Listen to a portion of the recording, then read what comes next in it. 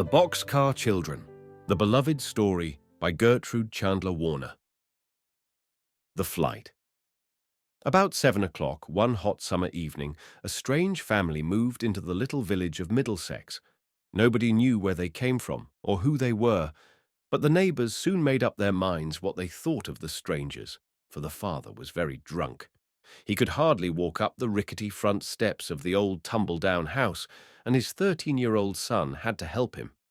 Toward 8 o'clock, a pretty, capable-looking girl of 12 came out of the house and bought a loaf of bread at the baker's, and that was all the villagers learned about the newcomers that night. "There are 4 children," said the bake-shop woman to her husband the next day, "and their mother is dead. They must have some money, for the girl paid for the bread with a dollar bill." "Make them pay for everything they get," growled the baker, who was a hard man. "The father is nearly dead with drink now, and soon they will be only beggars." This happened sooner than he thought. The next day, the oldest boy and girl came to ask the bake-shop woman to come over. Their father was dead. She went over willingly enough, for someone had to go, but it was clear that she did not expect to be bothered with 4 strange children, with the bakery on her hands and 2 children of her own. "Haven't you any other folks?" she asked the children.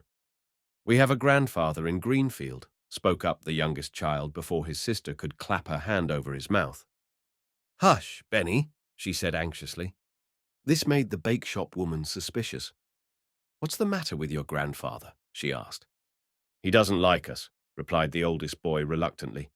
"He didn't want my father to marry my mother, and if he found us, he would treat us cruelly." "Did you ever see him?" "Jess has. Once she saw him." "Well, did he treat you cruelly?" asked the woman, turning upon Jess. "Oh, he didn't see me," replied Jess. "He was just passing through where we used to live, and my father pointed him out to me." "Where did you used to live?" went on the questioner, but none of the children could be made to tell. "We will get along all right alone, won't we, Henry?" declared Jess. "Indeed we will," said Henry. "I will stay in the house with you tonight," said the woman at last, "and tomorrow we will see what can be done." The 4 children went to bed in the kitchen and gave the visitor the only other bed in the house. They knew that she did not at once go to bed, but sat by the window in the dark. Suddenly, they heard her talking to her husband through the open window. "They must go to their grandfather, that's certain," Jess heard her say. "Of course," agreed her husband. "Tomorrow we will make them tell us what his name is." Soon after that, Jess and Henry heard her snoring heavily. They sat up in the dark. "Mustn't we surely run away?" whispered Jess in Henry's ear. "Yes," whispered Henry. "Take only what we need most. We must be far off before morning, or they will catch us." Jess sat still for a moment, thinking, for every motion she made must count. "I will take both loaves of bread," she thought, "and Violet's little work-bag. Henry has his knife, and all father's money is in my pocket." She drew it out and counted it in the dark, squinting her eyes in the faint light of the moon. It amounted to nearly $4. "You'll have to carry Benny until he gets waked up," whispered Jess. "If we wake him up here, he might cry." She touched Violet as she spoke. "Shh! Violet, come. We're going to run away," she whispered. The little girl made no sound. She sat up obediently and tried to make out the dim shadow of her sister. "What shall I do?" she said, light as a breath. "Carry this," said Jess, handing her the work-bag and a box of matches.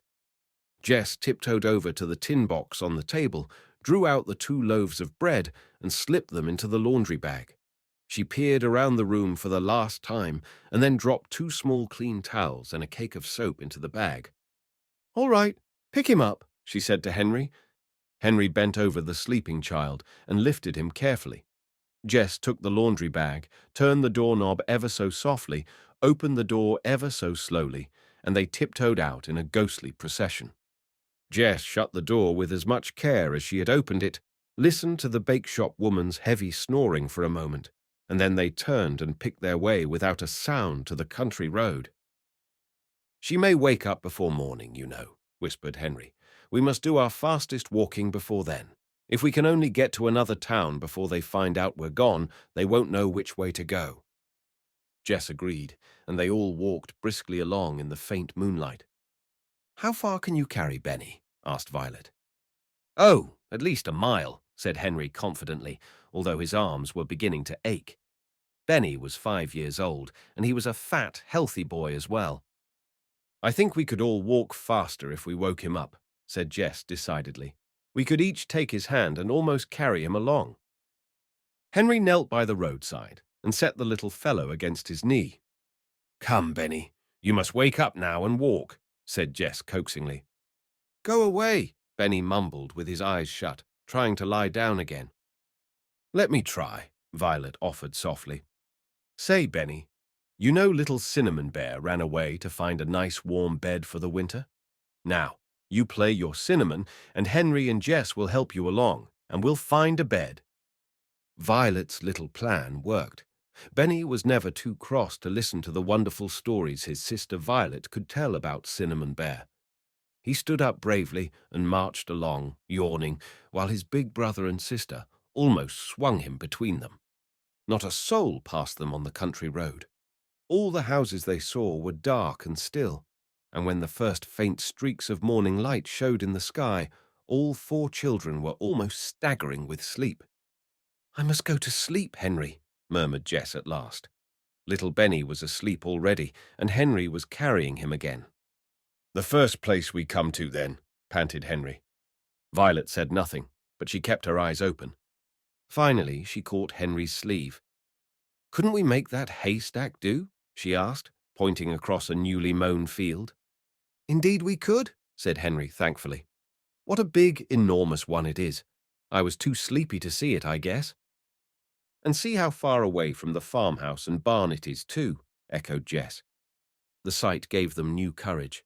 They climbed over 2 stone walls, got across a brook somehow with the heavy child, and arrived at the haystack. Henry laid his brother down and stretched his aching arms, while Jess began to burrow into the haystack. Violet, after a moment of watching her, did the same. "Here's his nest," said Jess sleepily, taking her head out of the deep round hole she had made. Henry lifted the child into the opening and was pleased to see that he curled up instantly, smiling in his sleep. Jess pulled wisps of hay over the opening so that it was absolutely invisible, and then proceeded to dig out a similar burrow for herself. "We can stay here just as long as we like, can't we, Henry?" she murmured, digging with her eyes shut. "We sure can," replied Henry. "You're an old brick, Jess. Get in, and I'll pull the hay over the hole." Violet was already curled up in her nest, which was hidden so completely that Henry spoke to her to see if she were there. Then he wriggled himself backward into the haycock without stopping to hollow it out, pulled a handful of hay over his head, and laid his head on his arm. Just as he did so, he heard a heavy voice say, "Now then, lass, get along." Then he heard the rumble of a milk wagon coming down a nearby lane, and he realized thankfully that they had hidden themselves just before the first farmer in the neighborhood had set off toward Middlesex with his milk cans. "He will say he didn't meet us coming this way," thought Henry, "so they will hunt for us the other way, and that will give us time to cover a lot more ground." He dropped asleep just as the roosters all over the valley began to answer each other. The second night. The roosters crowed and the hens clucked. The farmer's wife began to get breakfast, and the 4 children slept on. Dinner time came and went, and still they slept, for it must be remembered that they had been awake and walking during the whole night. In fact, it was nearly 7 o'clock in the evening when they awoke. Luckily, all the others awoke before Benny. "Can you hear me, Jess?" said Henry, speaking very low through the wall of hay. "Yes," answered Jess softly. "Let's make one big room of our nests." No sooner said than done. The boy and girl worked quickly and quietly until they could see each other. They pressed the hay back firmly until they had made their way into Violet's little room, and then she in turn groped until she found Benny.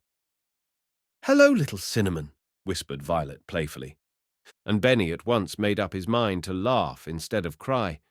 But laughing out loud was almost as bad, so Henry took his little brother on the hay beside him and talked to him seriously. "You're old enough now, Benny, to understand what I say to you. Now listen.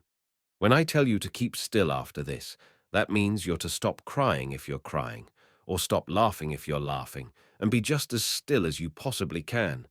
If you don't mind, you will be in danger. Do you understand?" "Don't I have to mind Jess and Violet too?" asked Benny. "Absolutely," said Henry. "You have to mind us all, every one of us." Benny thought a minute. "Can't I ask for what I want any more?" he said. "Indeed you can," cried Jess and Henry together. "What is it you want?" "I'm awful hungry," said Benny anxiously. Henry's brow cleared. "Good old Benny," he said. "We're just going to have supper.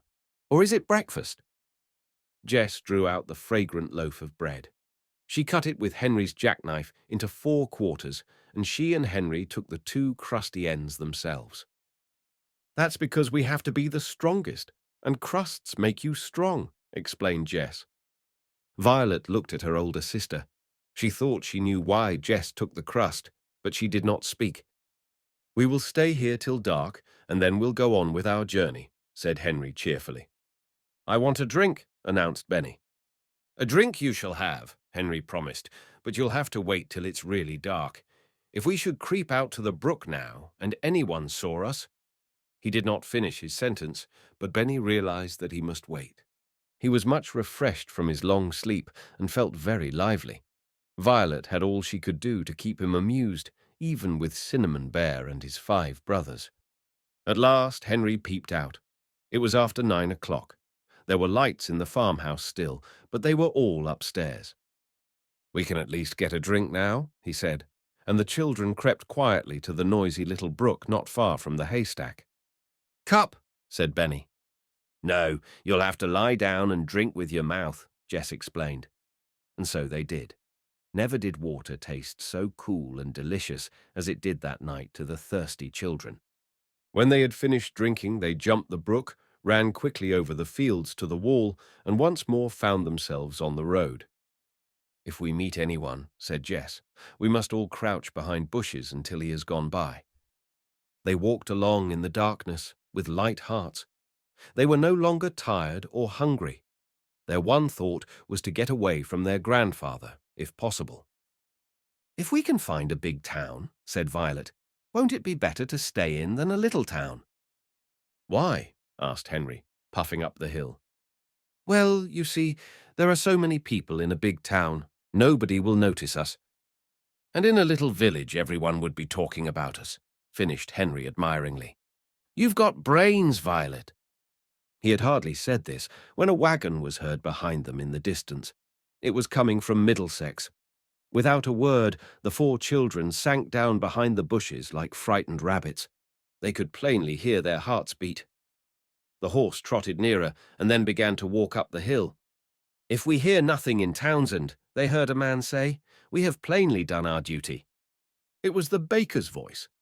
"More than our duty," said the baker's wife, "tiring out a horse with going a full day, from morning until night." There was silence as the horse pulled the creaky wagon. "At least we will go on to Townsend tonight," continued the baker, "and tell them to watch out. We need not go to Interval, for they never could walk so far." "We are well rid of them, I should say," replied his wife. "They may not have come this way. The milkman did not see them, did he?" The baker's reply was lost, for the horse had reached the hilltop, where he broke into a canter. It was some minutes before the children dared to creep out of the bushes again. "One thing is sure," said Henry, when he got his breath. "We will not go to Townsend." "And we will go to Intervale," said Jess. With a definite goal in mind at last, the children set out again with a better spirit. They walked until 2 o'clock in the morning, stopping often this time to rest and to drink from the horses' watering troughs, and then they came upon a fork in the road with a white signpost shining in the moonlight. "Townsend, 4 miles. Intervale, 6 miles," read Henry aloud. "Anyone feel able to walk 6 more miles?" He grinned. No one had the least idea how far they had already walked. "We'll go that way at least," said Jess finally. "That we will," agreed Henry, picking up his brother for a change and carrying him pigback. Violet went ahead. The new road was a pleasant woody one, with grass growing in the middle. The children could not see the grass, but they could feel it as they walked. "Not many people pass this way, I guess," remarked Violet. Just then she caught her toe in something and almost fell, but Jess caught her. The two girls stooped down to examine the obstruction. "Hey!" said Jess. "Hey!" repeated Violet. "Hey!" cried Henry, coming up. "What did you say?" "It must have fallen off somebody's load," said Jess. "We'll take it with us," Henry decided wisely. "Load on all you can carry, Jess." "For Benny," thought Violet to herself. So the odd little party trudged on for nearly 3 hours, laden with hay, until they found that the road ended in a cart path through the woods. "Oh dear!" exclaimed Jess, almost ready to cry with disappointment. "What's the matter?" demanded Henry in astonishment. "Isn't the woods a good place to sleep? We can't sleep in the road, you know."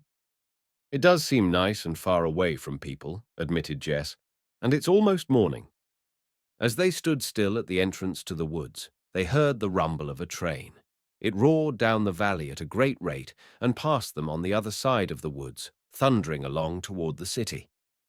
"Never mind the train either," remarked Henry. "It isn't so awfully near, and even if it were, it couldn't see us." He set his brother down and peered into the woods. It was very warm. "Listen," said Benny.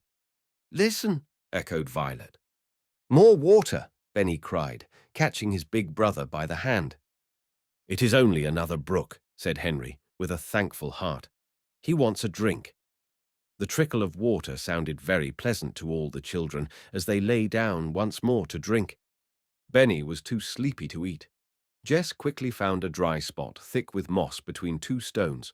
Upon this moss, the 3 older children spread the hay in the shape of an oval bed. Benny tumbled into it with a great sigh of satisfaction, while his sisters tucked the hay around him. "Pine needles up here, Jess," called Henry from the slope. Each of them quickly scraped together a fragrant pile for a pillow and once more lay down to sleep with hardly a thought of fear. "I only hope we won't have a thunderstorm," said Jess to herself as she shut her tired eyes. And she did not open them for a long time, although the dark grey clouds piled higher and more thickly over the sleeping children. Shelter. When Jess opened her eyes, it must have been about 10 o'clock in the morning. She sat up and looked all around her. She could see dimly the opening where they had come into the woods. She looked around to see that her family was still safely by her. Then she looked up at the sky. At first she thought it must still be night, and then she realized that the darkness was caused by an approaching storm. Whatever shall we do now?" demanded Jess of the air. She got up and looked in every direction for shelter. She even walked quite a little way into the woods and down a hill, and there she stood, not knowing what to do next. "I shall have to wake Henry up," she said at last. "Only how I hate to." As she spoke, she glanced into the forest, and her feet felt as if they were nailed to the ground. She could not stir. Faintly outlined among the trees, Jess saw an old freight or boxcar. Her first thought was one of fear. Her second, hope for shelter. As she thought of shelter, her feet moved, and she stumbled toward it. It really was a freight car. She felt of it. It stood on rusty broken rails which were nearly covered with dead leaves. Then the thunder cracked overhead. Jess came to her usual senses and started back for Henry, flying like the wind. He was awake, looking anxiously overhead. He had not noticed that Jess was missing. "Come," panted Jess. "I've found a place. Hurry, hurry!" Henry did not stop to ask questions. He picked up Benny, telling Violet to gather up the hay, and then they ran headlong through the thick underbrush in Jess's wake, seeing their way only too well by the sharp flashes of lightning. "It's beginning to sprinkle," gasped Henry. "We'll get there all right," Jess shouted back. "It's not far. Be all ready to help me open the door when we get there." By sheer good fortune, a big tree stump stood under the door of the freight car, or the children never could have opened it. As it was, Jess sprang on the stump and Henry, pausing to lay Benny down, did likewise. Together they rolled back the heavy door about a foot. "That's enough," panted Jess. "I'll get in, and you hand Benny up to me." "No," said Henry quietly. "I must see first if anyone is in there." "It will rain," protested Jess. "Nothing will hurt me." But she knew it was useless to argue with Henry, so she hastily groped in the bag for the matches and handed them to her brother. It must be confessed that Jess held her breath while Henry struck one and peered about inside the car. "All's well," he reported. "Come in, everybody." Violet passed the hay up to her brother and crawled in herself. Then Jess handed Benny up like a package of groceries, and taking one last look at the angry sky and waving trees, she climbed in after him. The two children managed to roll the door back so that the crack was completely closed before the storm broke. But at that very instant it broke with a vengeance. It seemed to the children that the sky would split, so sharp were the cracks of thunder, but not a drop of rain reached them in their roomy retreat. They could see nothing at all, for the freight car was tightly made, and all outside was nearly as black as night. Through it all, Benny slept on. Presently the thunder grew fainter and rumbled away down the valley, and the rain spent itself. Only the drip from the trees on the top of the car could be heard. Then Henry ventured to open the door. He knelt on his hands and knees and thrust his head out. The warm sunlight was filtering through the trees, making golden pools of light here and there. The beautiful trees, pines and white birches and oaks grew thickly around, and the ground was carpeted with flowers and wonderful ferns more than a yard high. But most miraculous of all was a miniature waterfall, small but perfect, where the same little brown brook fell gracefully over some ledges and danced away down the glen. In an instant, Jess and Violet were looking over Henry's shoulder at the pretty sight. "How different everything looks with the sun shining," exclaimed Jess. "Things will soon be dry at this rate." "It must be about noon," observed Henry, looking at the sun. And as he spoke, the faint echo of mill bells in the distance was heard. "Henry," said Jess sharply, "let's live here." "Live here?" repeated Henry dully. "Yes." "Why not?" replied Jess. "Nobody uses this car, and it's dry and warm. We're quite far away, and yet we are near enough to a town so we can buy things." "And we're near water," added Violet. Jess hugged her sister. "So we are, little mouse," she said, "the most important thing of all." "But," began Henry. "Please, Henry," said Jess excitedly, "I could make this old freight car into the dearest little house, with beds and chairs and a table and dishes." "I'd like to live here too," said a determined little voice from the corner. "But I don't want to, unless—" "Unless what?" asked Henry, panic-stricken. "Unless I can have my dinner," Benny finished anxiously. "We'll have something to eat right away, old fellow," said Henry, thankful it was no worse. For he himself was beginning to see what a cozy home the car really would make. Jess cut the last loaf of bread into 4 pieces, but alas, it was very dry. The children were so hungry that they tore it with their teeth like little dogs, but Benny was nearly crying. He did not actually cry, however, for just at the crucial moment, Violet started a funny story about Cinnamon Bear eating bread crusts out of the ash can.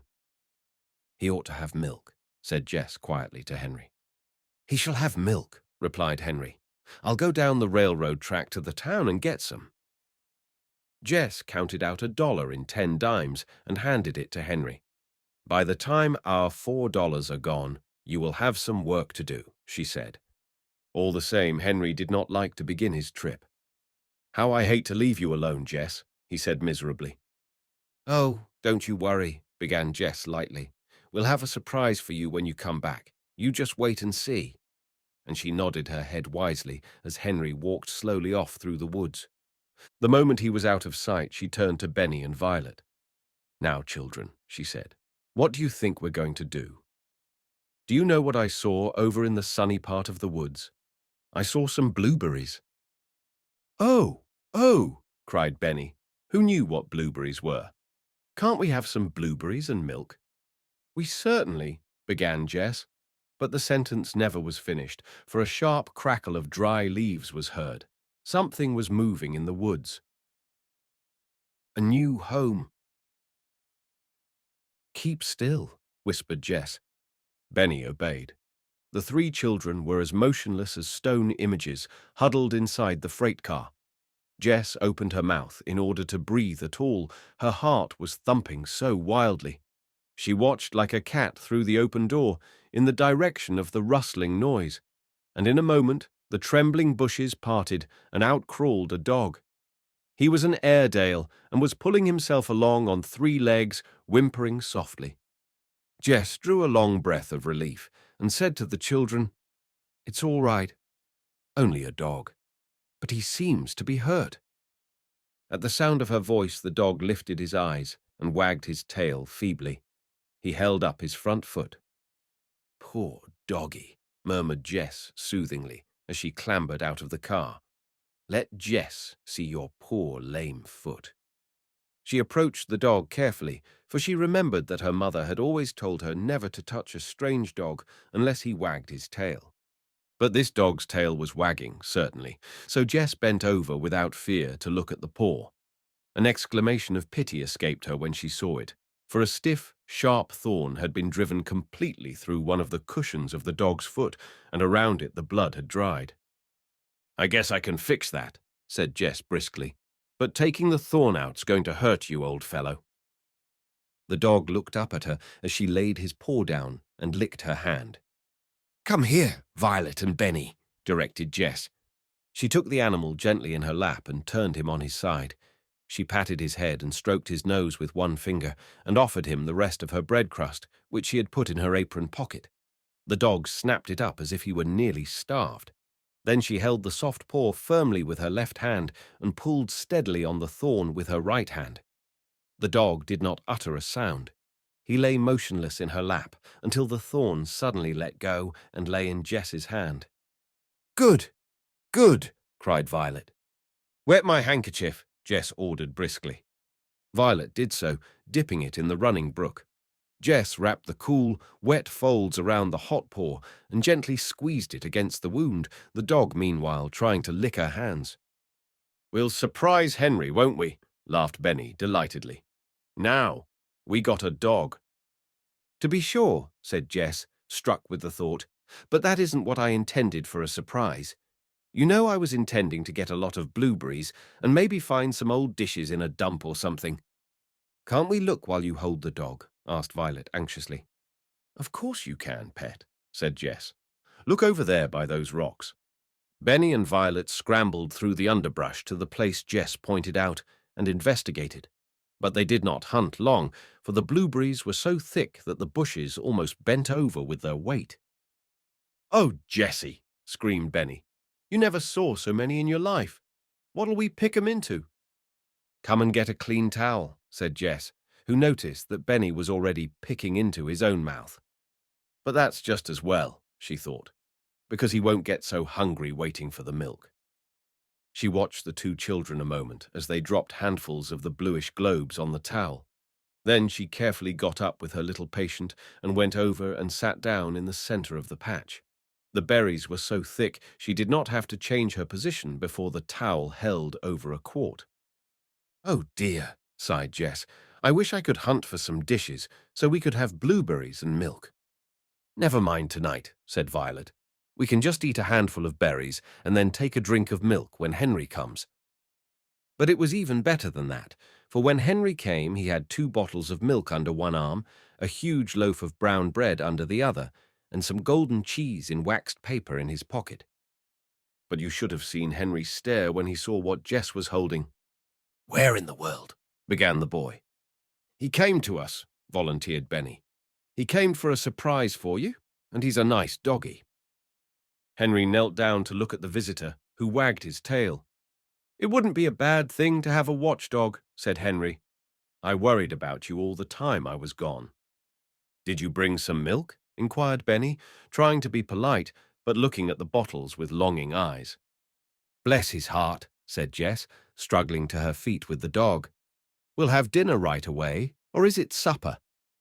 "Call it supper," suggested Henry, "for it's the last thing we'll have to eat today." "And then tomorrow we'll start having 3 meals every day," laughed Jess. It was certainly a queer meal, whatever it was. Jess, who liked above all things to be orderly, spread out the big grey laundry bag on the pine needles for a tablecloth. The brown loaf was cut by a very excited little hostess into 5 thick squares, the cheese into 4. "Dogs don't eat cheese," Benny remarked cheerfully. The poor little fellow was glad of it too, for he was very hungry. He could hardly wait for Jess to set the milk bottles in the centre of the table and heap the blueberries in 4 little mounds, one at each place. "I'm sorry we haven't cups," Jess remarked. "We'll just have to drink out of the same bottle." "No, we won't," said Henry. "We'll drink half of each bottle, so that will make at least 2 things to drink out of." "Good for you, Henry," said Jess, much relieved. "You and Benny use one, and Violet and I will use the other." So the meal began. "Look, Benny," directed Henry, "eat a handful of blueberries, then take a bite of brown bread, then a nibble of cheese. Now, a drink of milk." It's good," mumbled Benny to himself all through the meal.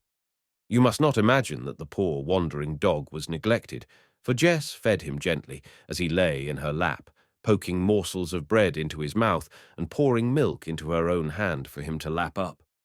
When the meal was over and exactly half of each bottle of milk remained, Jess said, "We are going to sleep on beds tonight, and just as soon as we get our beds made, we are all going to be washed."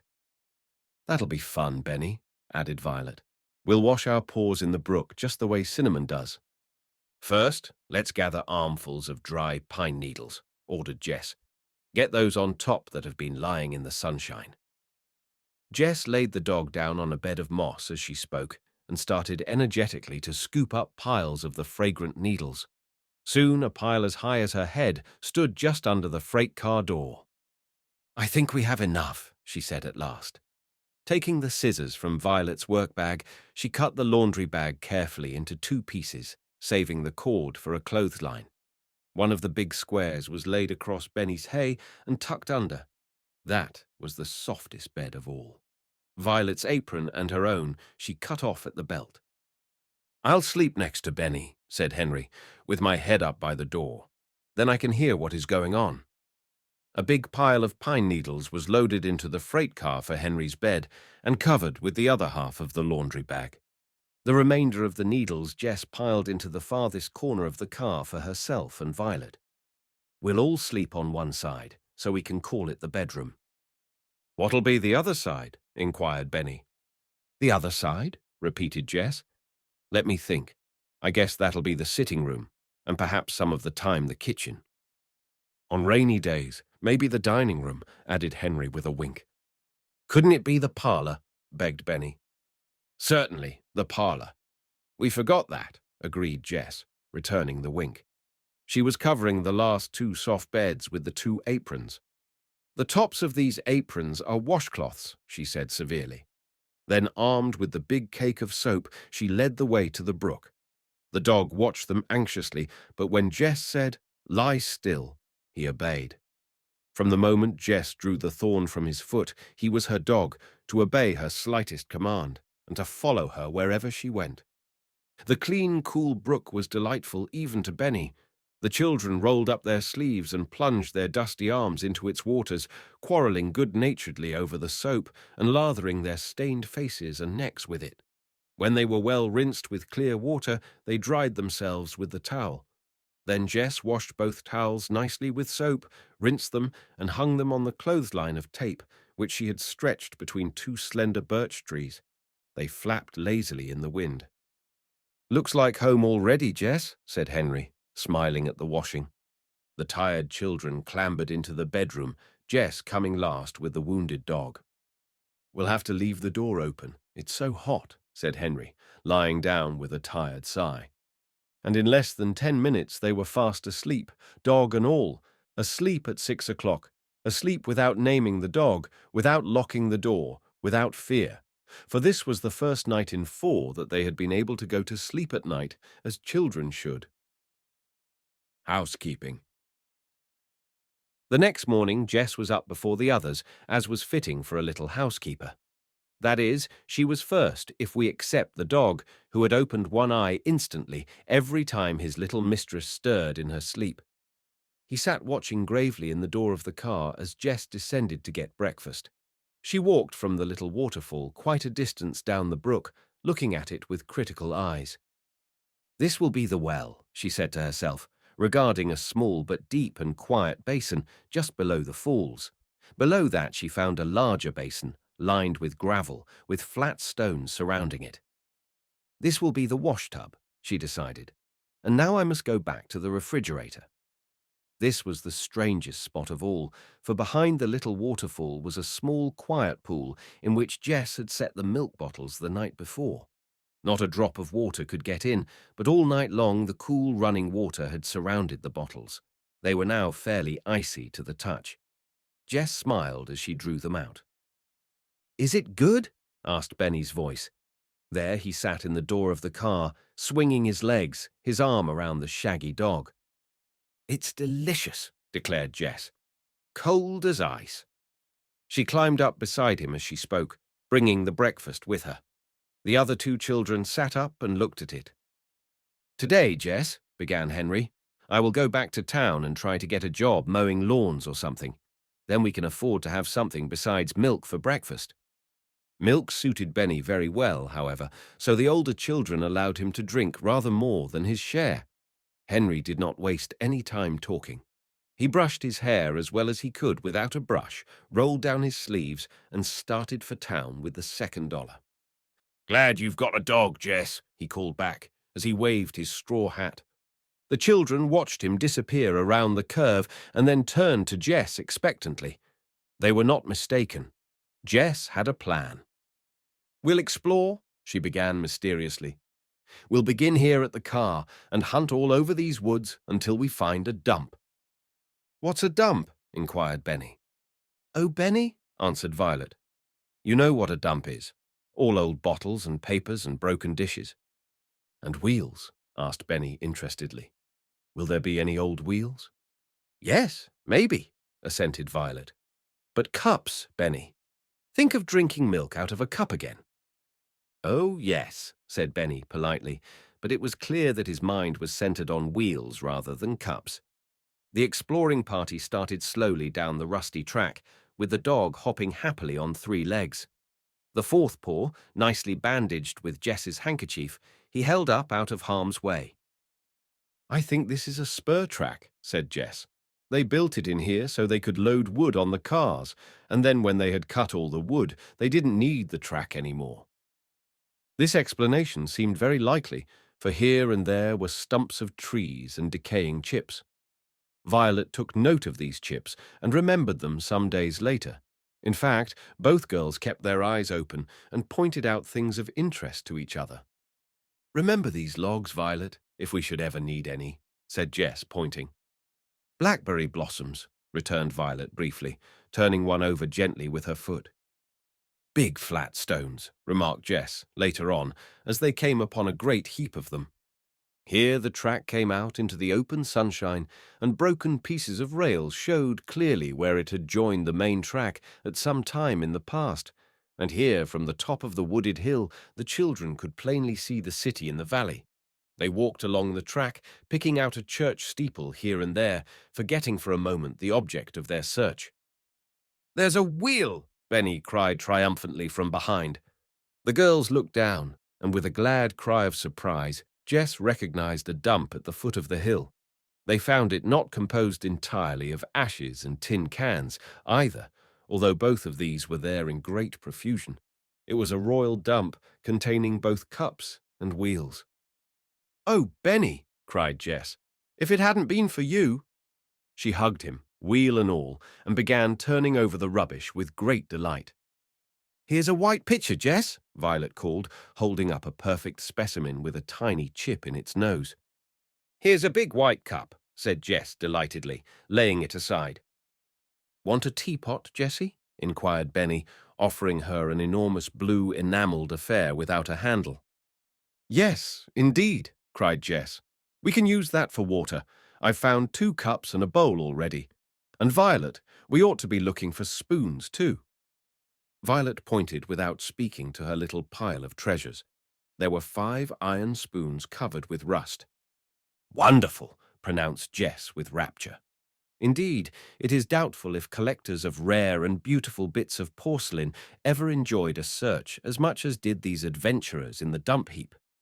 Benny actually found 4 wheels, exactly alike, probably from the same cart, and insisted upon carrying them back.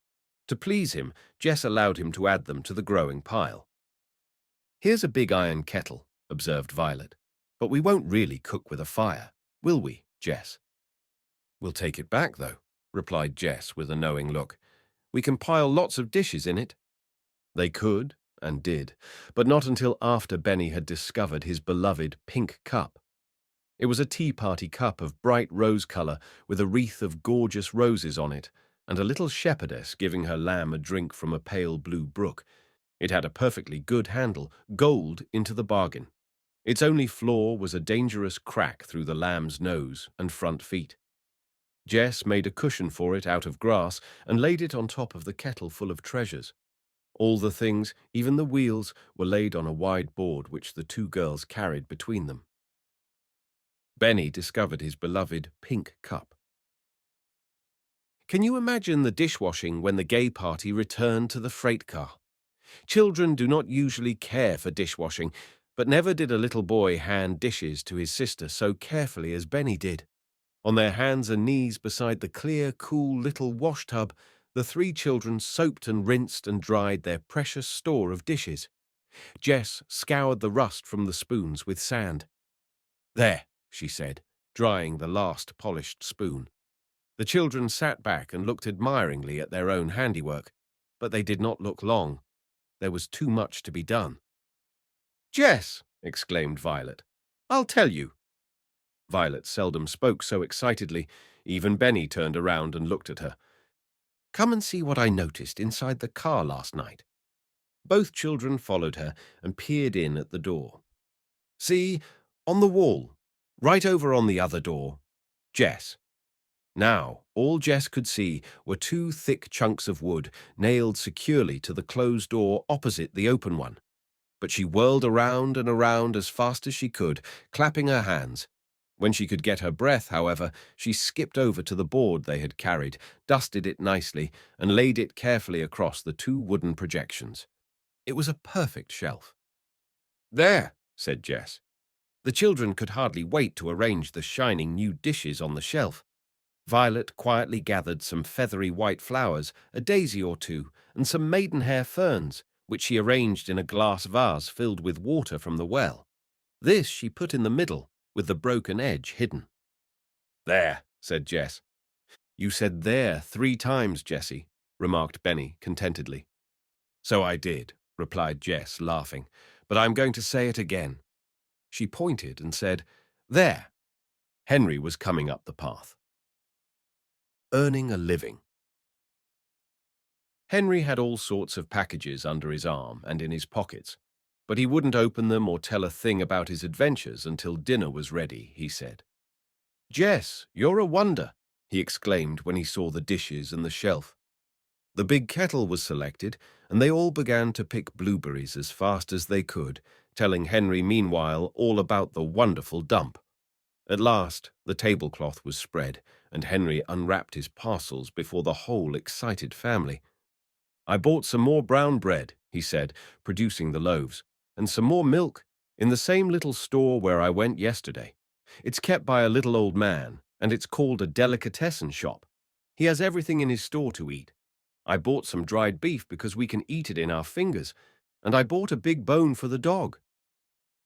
"His name is Watch," Jess interrupted.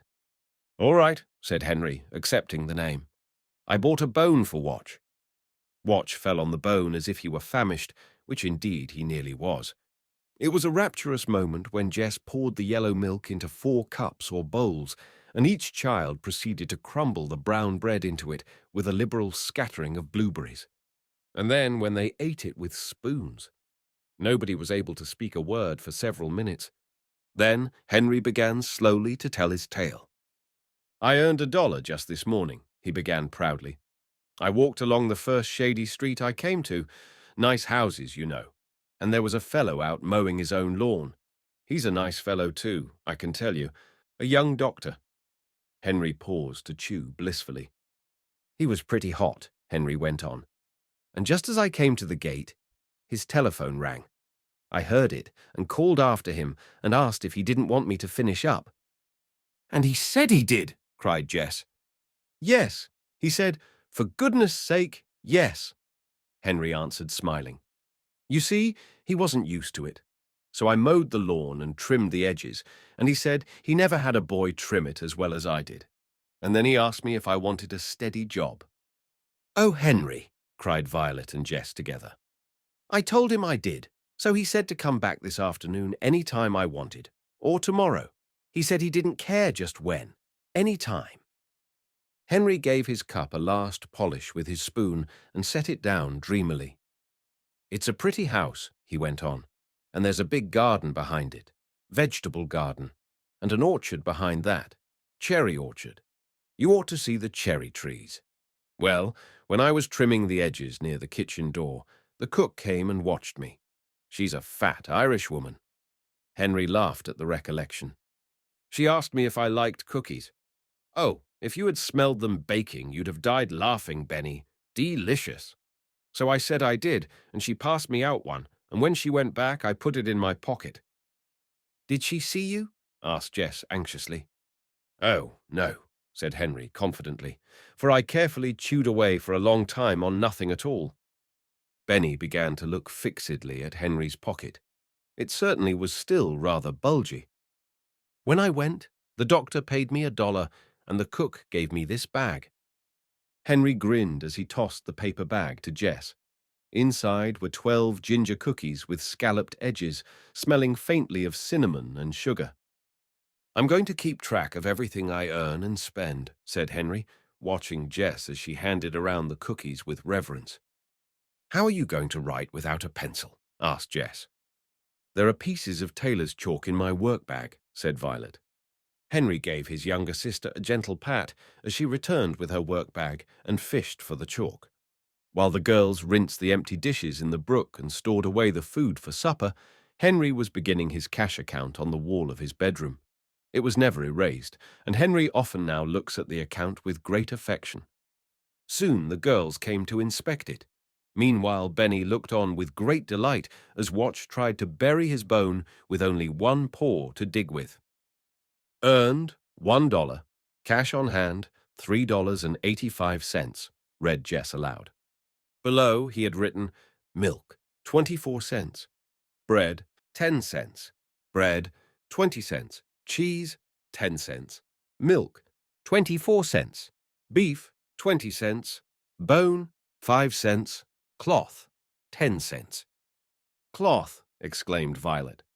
What on earth? The evening the two ends. She was never so happy as when with a needle. Henry set off again with a light heart. Here was one sister curled up happily against a big tree, setting tiny stitches into a very straight hem. Here was another sister busily gathering pliant twigs into a bundle for a broom with which to sweep the stray pine needles from the house. And here was Benny, curled up sound asleep on the ground with the dog for a pillow. It was quite late when Henry returned. In fact, it was nearly 7 o'clock, although he didn't know that. Several treasures had been added in his absence. The broom stood proudly in the corner with a slim stick for a handle. The new tablecloth had been washed and was drying on the line, and Jess, who had decided to wash one garment a day, had begun with Benny's stockings. When Henry came, they were being put on again, with much pride by Benny himself. Violet had darned a big hole in each.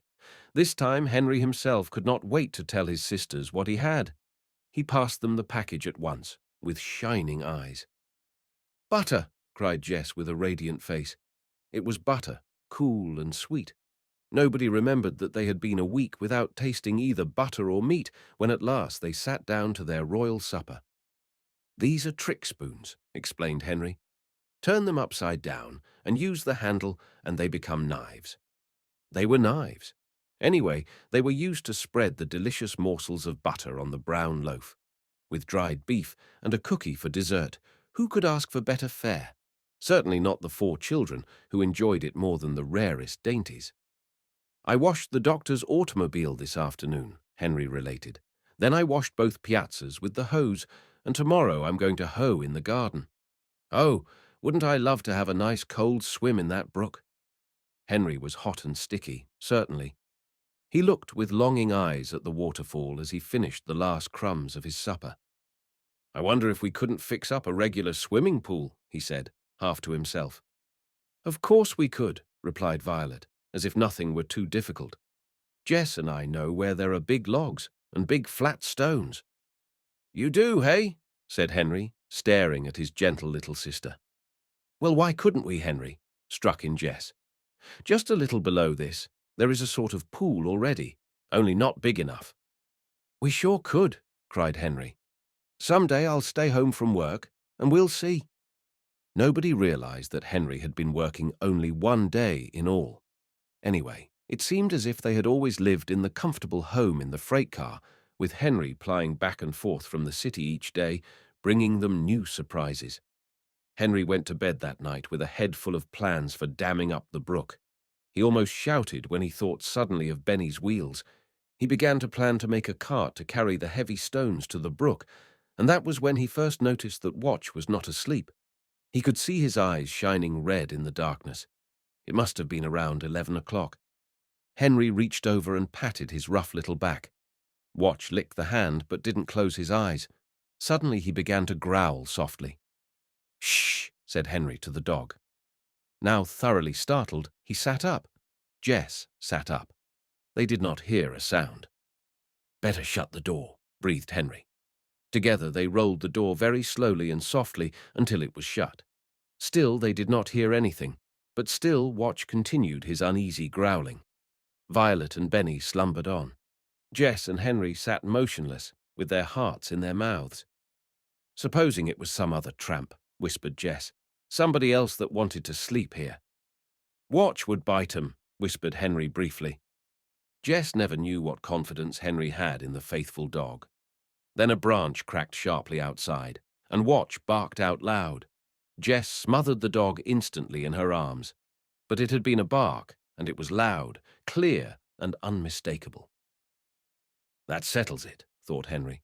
"Whoever it is knows there's someone in here." And the boy waited with the new broom in his hand, expecting every moment to see the door opened from the outside. But nothing happened. Nothing at all. The children sat in perfect silence for at least a half hour, and nothing more was heard. Watch sniffed a little when Henry finally rolled the door open again, but he then turned around 3 times and lay down beside Jess, apparently satisfied at last. Taking the dog's conduct as a sure guide, Henry composed himself for sleep. "It must have been a rabbit or something," he said to Jess. The occupants of the freight car slept peacefully until morning. At home. Jess and Henry had a short committee meeting next morning before the others awoke. It was agreed that nobody should be allowed to stray off into the woods alone, not even the dog.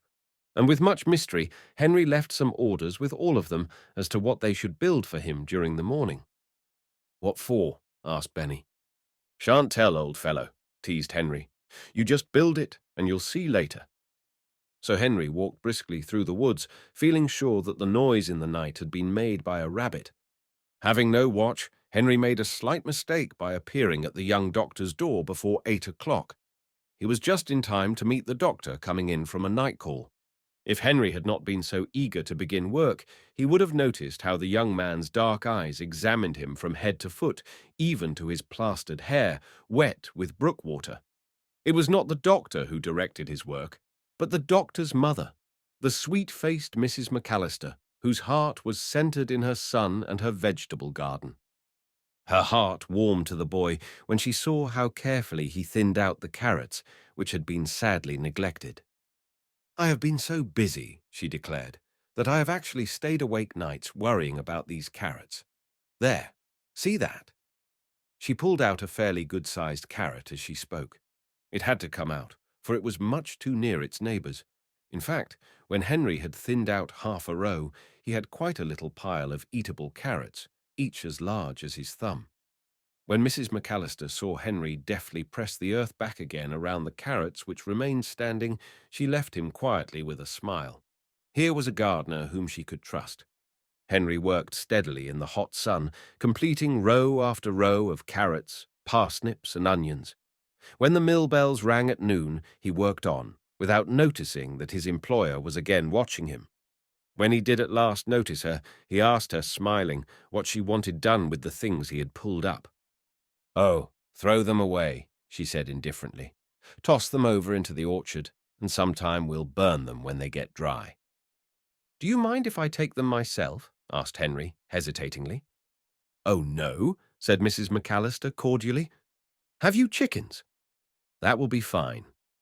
Henry was thankful that she went right along without waiting for an answer. But in a way, he did have chickens, he thought. "You must stop working now," she said. "Any time you want to do something, there will be a place for you here." She gave him $1 bill and left the delighted boy with the piles of precious little vegetables. As long as Henry expected to return so soon, he hastily selected an orderly bunch of the largest of the carrots and the smallest of the onions. He added a few of the miniature parsnips for good measure. They looked like doll's vegetables. When Henry walked down the drive with his bouquet, he would have seen a face at the window if he had looked up. But he did not look up. He was too anxious to get to the little old man's shop and order his meat.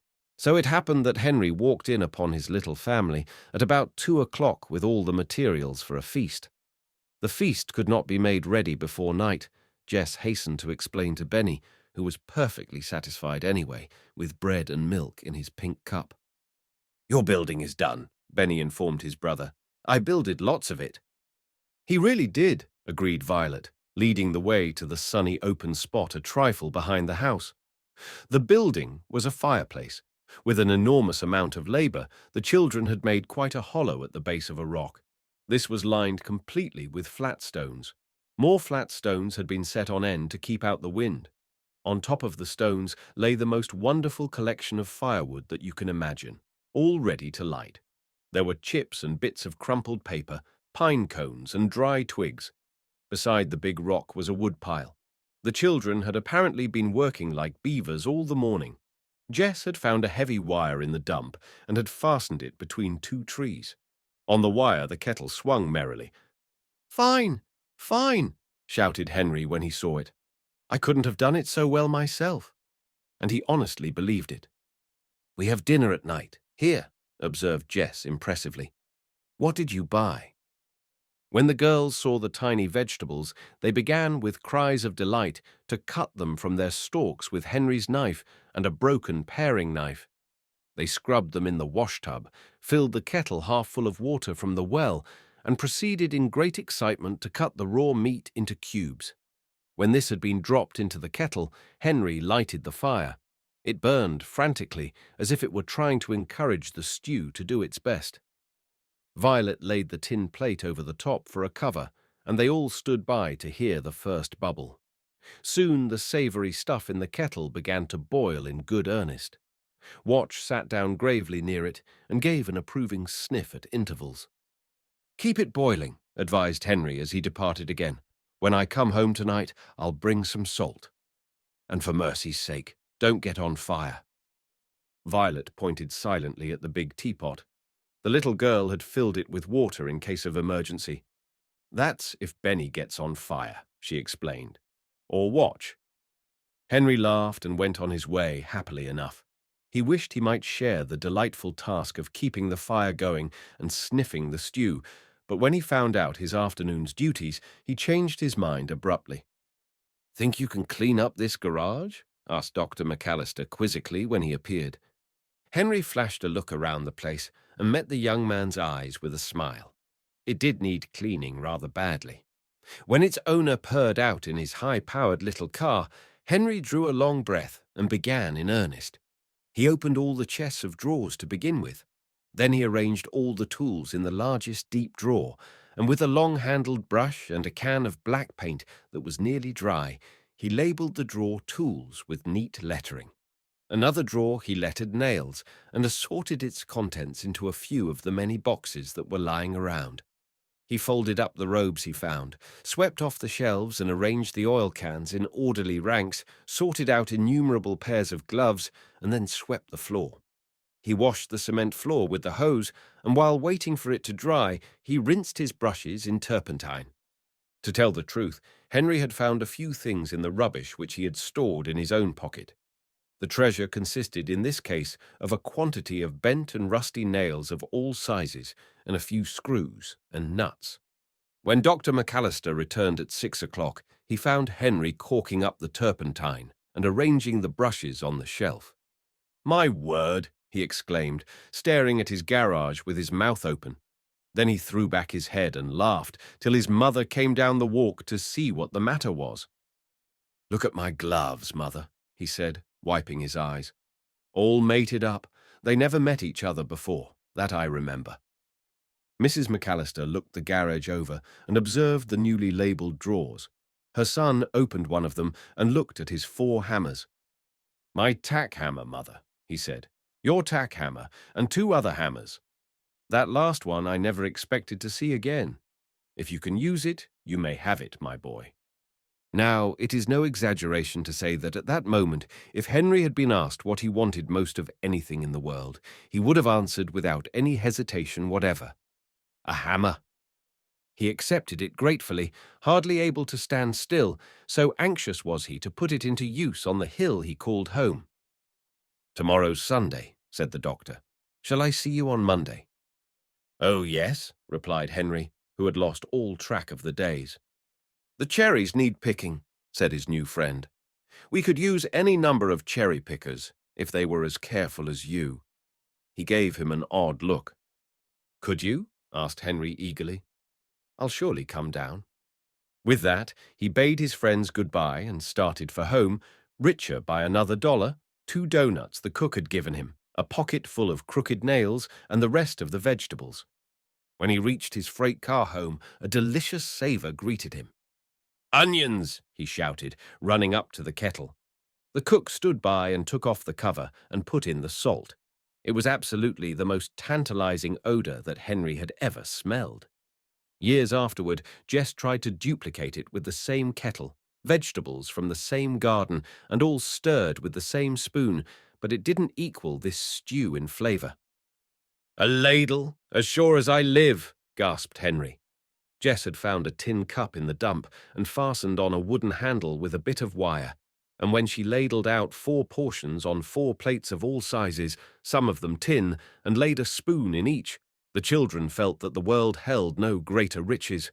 The tiny onions floated around like pearls, the carrots melted in your mouth, and the shreds of meat were as tender as possible from long boiling.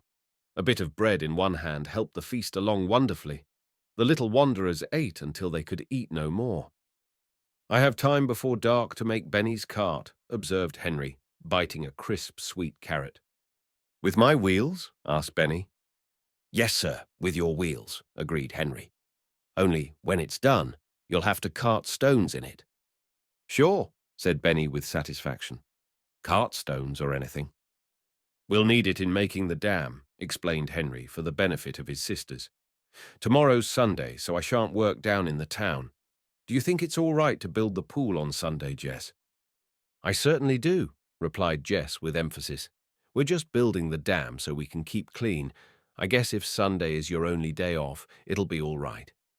Henry's conscience was set at rest as he began with great delight to hammer out his bent nails. He and Benny ran about finding pieces of wood to fasten the wheels on. A visit to the dump was necessary at last, in order to find just the right piece of timber for a tongue, but before it was too dark to see, Henry had pounded the last nail in place and trundled the flat cart back and forth just to see it go. The cart seemed valuable enough to all of them to take into the house for the night, and Henry could not afford to laugh at Benny for going to sleep with his hand upon one of his precious wheels, for he himself had tucked his new hammer under his pillow. Building the dam. Even a hammer makes a good pillow if one is tired enough, and the freight car family slept until the 9 o'clock church bells began to ring faintly in the valley. There were at least a dozen churches, and their faraway bells sounded sweetly harmonious in so many different keys. "They almost play a tune," said Violet as she listened. "I like music all right," replied Henry in a businesslike way, "but I for one shall have to get to work." "This will be a good day to wash all the stockings," said Jess. "We'll all be wading so much in the brook anyway." After breakfast, the first thing Henry did was to survey, with critical eyes, the spot they had chosen for a pool. It was a hollow about 3 yards across. There were no stones in it at all. "It's big enough already," remarked Henry at last, "but it hasn't enough water in it." He measured its depth with a stick. "We'll have to guess at inches," he said. "I have a little tape measure in my work bag," ventured his sister Violet. Henry flashed a smile at her. "Is there anything you haven't got in your work bag?" he asked her. The children measured the wet stick carefully. The water was just 10 inches deep in the deepest part. Henry explained his plan of engineering to his sisters. "We will have to haul some big logs across this narrow part and stuff them from this end with stones and underbrush. It ought to be 3 feet deep before we get through." "Oh, Henry," protested Jess. "Benny would get drowned." "Drowned," echoed Henry. "How tall do you think he is, anyhow?" They measured the little boy and found him to be 42 inches tall. That settled it. The pool was designed to be 3 feet in depth. Luckily, the largest logs were not far away, but as it was a matter of great labor for the builders to drag them to the scene of operations. "Let's get all the logs up here first," suggested Jess. "Then we can have the fun of laying them across." The two older children dragged all the logs, while Violet and Benny attended to the stones with the help of the cart. Occasionally, Henry was called upon to assist with a heavy stone, but for the most part, Benny puffed out his cheeks and heaved the stones himself. In fact, Henry decided at this point to let Benny drop them into the water as he gathered them. "Splash 'em right in, old fellow," he directed. "Only keep them in a nice straight line right across this place between these two trees. It won't make any difference how wet he gets," he added in an aside to Jess. "We can dry him in the sun." Jess thought a little differently, although she said nothing. She took off Benny's little crinkled blouse and one pair of bloomers and started to hang them on the line. "Good time to wash them," she exclaimed. "Let me wash them," begged Violet. "You're more useful building the dam." There was wisdom in this suggestion, so Jess accepted it gratefully and even added Henry's blouse to the laundry. "When we finish the dam, they will surely be dry," she said. As for Henry, he was only too glad to work without it. "Makes me feel lighter," he declared. Rare and beautiful birds came and watched the barefooted children as they scurried around, building their wall of masonry. But the children did not have any eyes for birds then. They watched with delighted eyes as each stone was added to the wall under the clear water, and it began to rise almost to the surface. "That makes a solid foundation for the logs, you see," explained Henry with pride. "They won't be floating off downstream the minute we lay them on." Then at last the time arrived when they were to lay the logs on. "Let's wedge the first one between these two trees," said Jess with a happy thought. "Then if each end of the log is on the upper side of the trees, the harder the water pounds, the tighter the dam gets." "Good work," exclaimed Henry admiringly. "That's just what we'll do." But the children were not at all prepared for what happened the moment the first big log was splashed into its place on top of the stone wall. The water, defeated in its course down the rocky bed, gurgled and chased about as it met the opposing log and found every possible hole to escape. "Leaks," said Henry briefly, as the water began to rush around both ends and pour over the top of the log. "We'll make the log so thick it can't get through. We'll lay 3 logs across, with 3 logs on top of them, and 3 more on top of that." The children set about stubbornly to accomplish this. Violet held great sprays of fine underbrush in place until each log was laid. Wetter children never were seen, but nobody cared. They resolutely plugged the ends with more stones, more underbrush, and more logs. Each time a leak was discovered, someone dropped a stone over it. Even Benny caught the fever of conquering the mischievous water which slipped from their grasp like quicksilver. When the 3 top logs were at last dropped into place, the excited children sat down to watch the pool fill. This it did slowly. Finding now no means of exit, the water was quieter. It rose steadily up the barricade of logs. It widened beautifully. Henry could not sit still. "It slopes!" he cried. "See how clear it is, and still. See how still it is." And then the water began to overflow the logs. It spilled over the top with a delightful curve. And on the other side it formed a second waterfall, not high and narrow and graceful like the natural fall above, but very low and wide. "Just like a regular mill dam," said Henry. He held the measuring stick out as far as he could and plunged it into the water. It lacked an inch of being 3 feet deep. "Deep enough," he declared. In fact, it looked so deep that Benny could not conceal a slight fear. "That's the beauty of the slope," observed Jess. "Benny can wade in just as far as he wants to, and no farther. We all know what the bed of the pool is like. No holes or stones." The girls had to leave to prepare dinner, but Henry could not be persuaded to leave the wonderful swimming pool. "I'd rather swim than eat," he said. Luckily for the children, their supply of provisions was the largest of any day since their flight. The girls lighted the fire and heated up the remainder of the stew and cut the bread. The butter, hard and cold in the refrigerator, was taken out and 4 portions cut from it. The 2 doughnuts made 4 half rings for dessert. The cooks rang the dinner bell. This was an ingenious arrangement hung on a low branch. It consisted of a piece of bent steel swung on a string. Violet hit it sharply with another piece of steel. It sounded deeply and musically through the woods, and the boys understood it and obeyed at once. It was evident the moment they appeared that at least 3 of the family had been swimming. Watch shook himself violently at intervals, spattering water drops in all directions. Henry and Benny, fresh and radiant, with plastered hair and clean dry stockings and blouses, apparently liked to swim and eat too.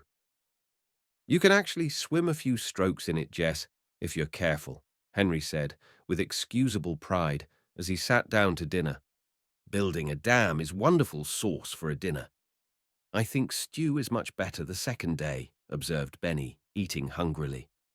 There remained 2 more adventures for the eventful day. The girls cut their hair. Violet's dark curls came off first.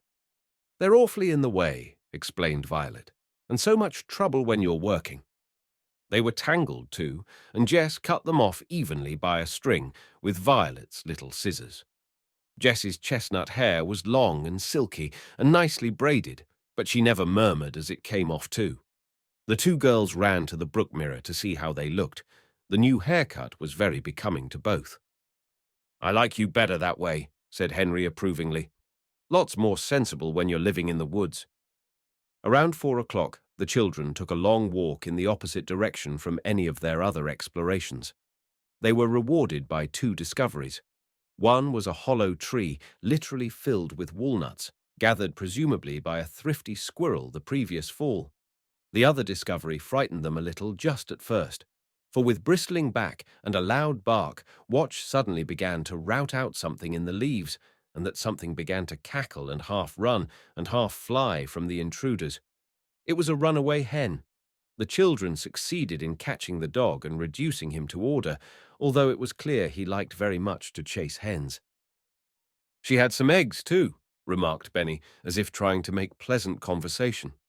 Jess bent over incredulously and saw a rude nest in the moss in which there were 5 eggs. "A runaway hen," said Henry, hardly believing his eyes. "She wants to hide her nest and raise chickens." The children had no scruples at all about taking the eggs. "Almost a gift from heaven," said Violet, stroking one of the eggs with a delicate finger. "It wouldn't be polite to refuse them." Scrambled eggs made a delicious supper for the children. Jess broke all the eggs into the biggest bowl and beat them vigorously with a spoon until they were light and foamy. Then she added milk and salt and delegated Violet to beat them some more while she prepared the fire. The big kettle, empty and clean, was hung over the low fire, and butter was dropped in. Jess watched it anxiously, tipping the kettle slightly in all directions.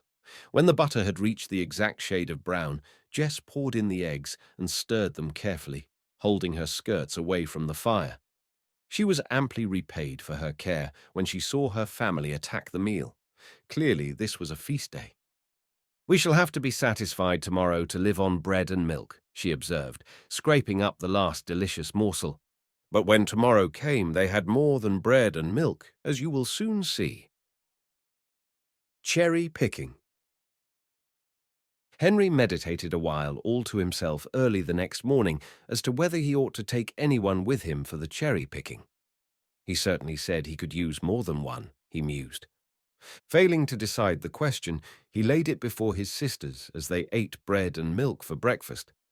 "I can't see any reason, except one, why we shouldn't all go," said Jess. "What's that?" asked Henry. "Well, you see there are 4 of us, and supposing Grandfather is looking for us, it will be easier to find 4 than 1. "True," agreed Henry. "But supposing we went down the hill and through the streets 2 by 2, and you took watch." It was finally agreed that Henry and Benny would attract very little attention together. Violet and Jess would follow with the dog, who would trace Henry, and so they set out. They took down the clothesline and closed the car door. Everything instantly looked as lonesome as heart could wish. Even the merry little brook looked deserted.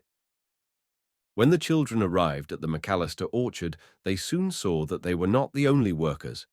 2 hired men and the young doctor himself were carrying ladders and baskets from the barn, and the Irish cook was bringing piles of square baskets from the house, the kind that strawberries are sold in. "The girls can pick cherries as well as I can," said Henry, introducing his sisters. "Benny ought not to climb very tall trees, but we had to bring him." "Benny can carry the baskets, perhaps," suggested the doctor, much amused. "You see, this is a cherry year, and we have to work quickly when we once begin. Perhaps he could fill the small baskets from the big ones." It was a cherry year, certainly. There were 2 varieties in the orchard, the pale yellow kind with a red cheek, and the deep crimson ones which were just as red in the center as they were on the outside. The red ones were huge, bursting with juice, and the trees were laden full with the luscious fruit. Even the air was perfumed. It was a pretty sight that the doctor finally turned his back upon when he went on his calls. Henry, slim, tanned, and graceful, picked rapidly from the tallest ladder in the largest tree. The 2 girls in their sensible bloomer suits could climb like cats. They leaned against the ladders easily about halfway up, their fluffy short hair gleaming in the sun. Benny trotted to and fro, waiting upon the busy pickers, his cheeks as red as the cherries themselves. "Eat all you want, Doctor," McAllister called back.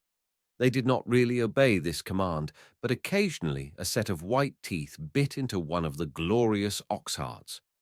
In less than an hour, Benny had made 5 firm friends.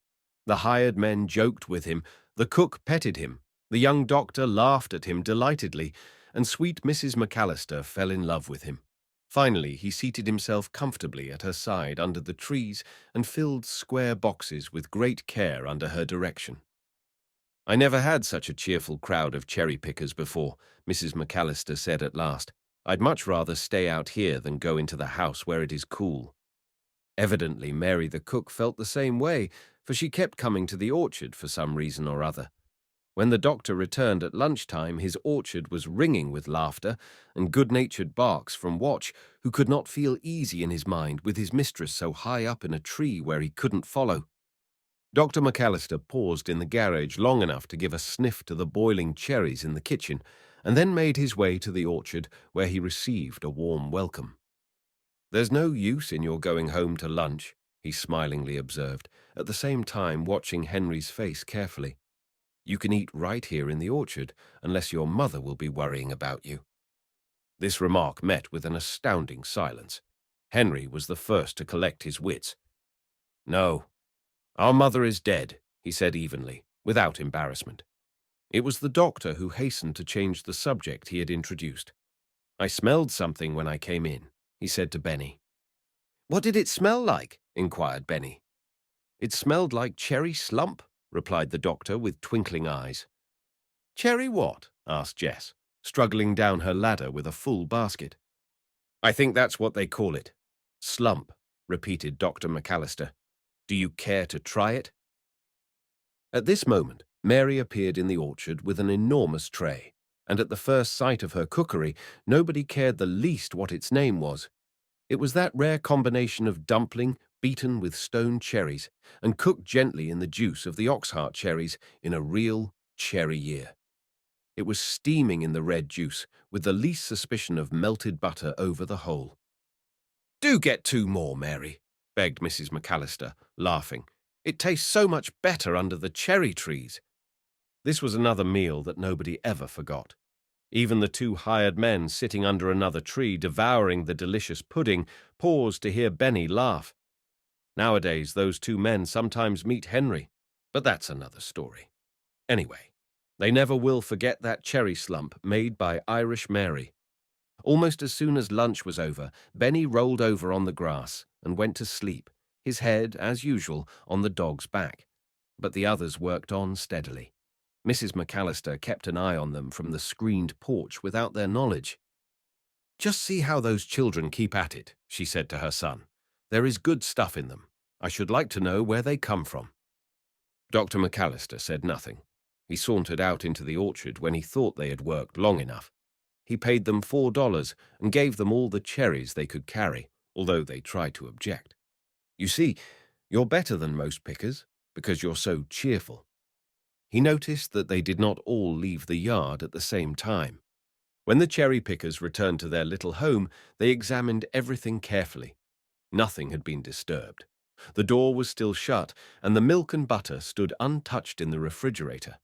They made a hilarious meal of raw cherries and bread and butter, and before the stars came out they were fast asleep, happy and dreamless. That evening, very much later, a young man sat in his study with the evening paper. He read the news idly and was just on the point of tossing the paper aside when this advertisement caught his eye. Lost.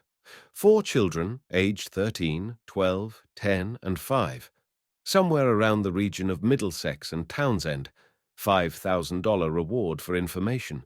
James Henry Cordyce. "Phew," whistled the young man. James Henry Cordyce.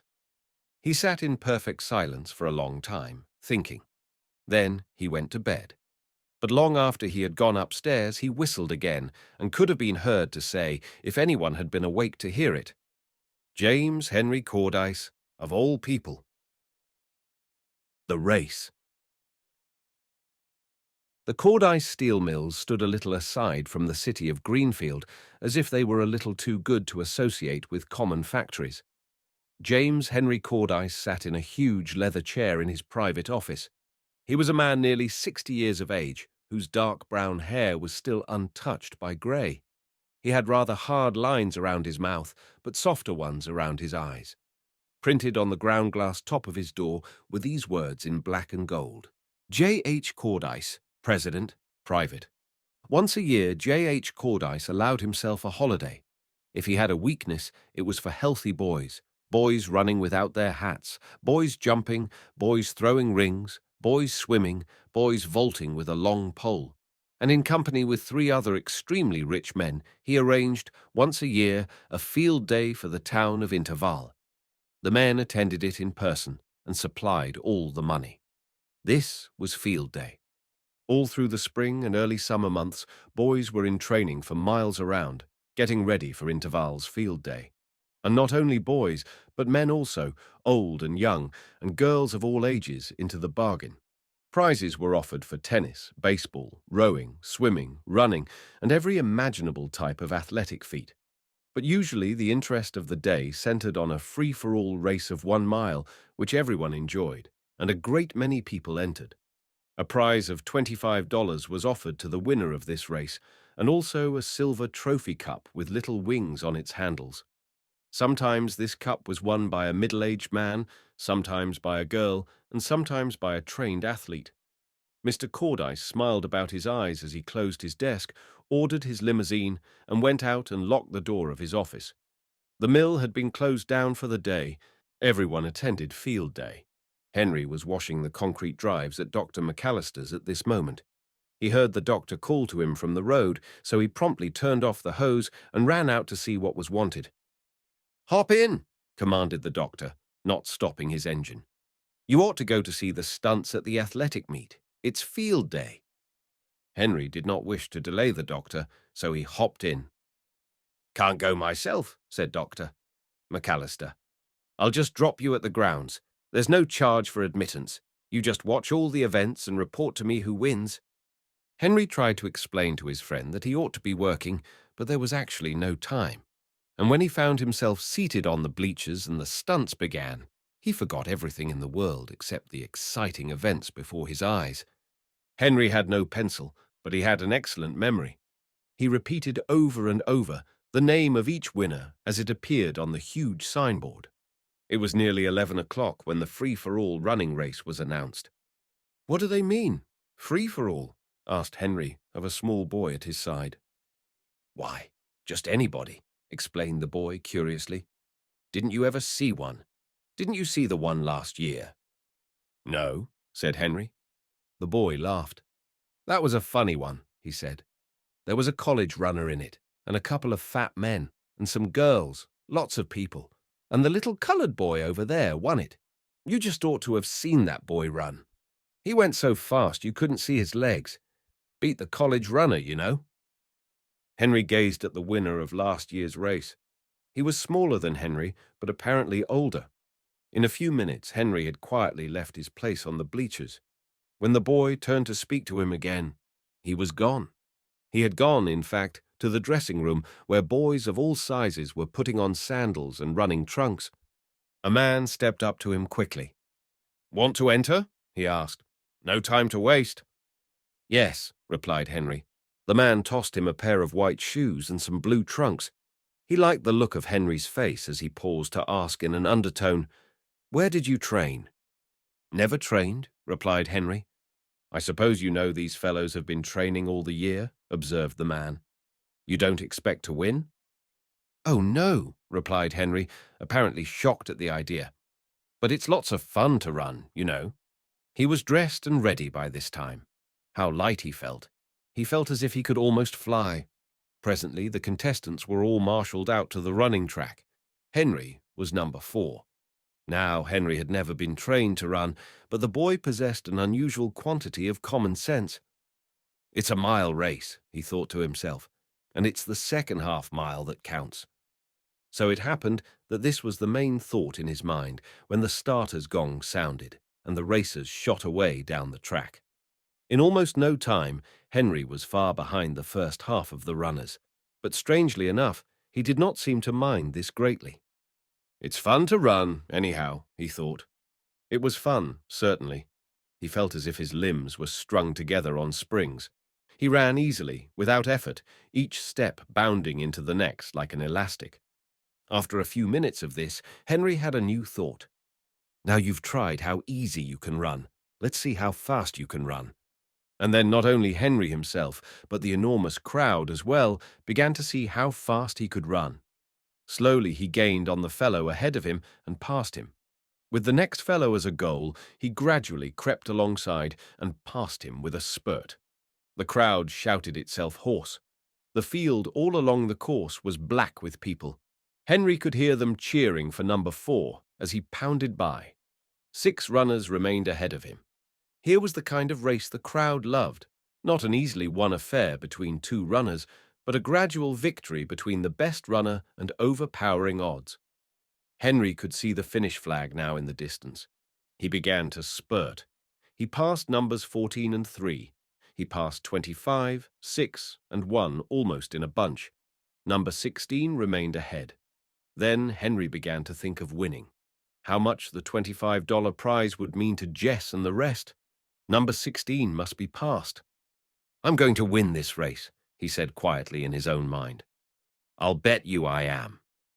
The thought lent him speed. "Number 4. Number 4, yelled the crowd. Henry did not know that the fellow ahead had been ahead all the way, and just because he, Henry, had slowly gained over them all, the crowd loved him best. Henry waited until he could have touched him. He was within 3 yards of the wire. He bent double and put all his energy into the last elastic bound. He passed number 16 and shot under the wire. Then the crowd went wild. It scrambled over and under the fence, cheering and blowing its horns. Henry felt himself lifted on many shoulders and carried panting up to the reviewing stand. He bowed, laughing at the sea of faces, and took the silver cup with its little wings in a sort of dream.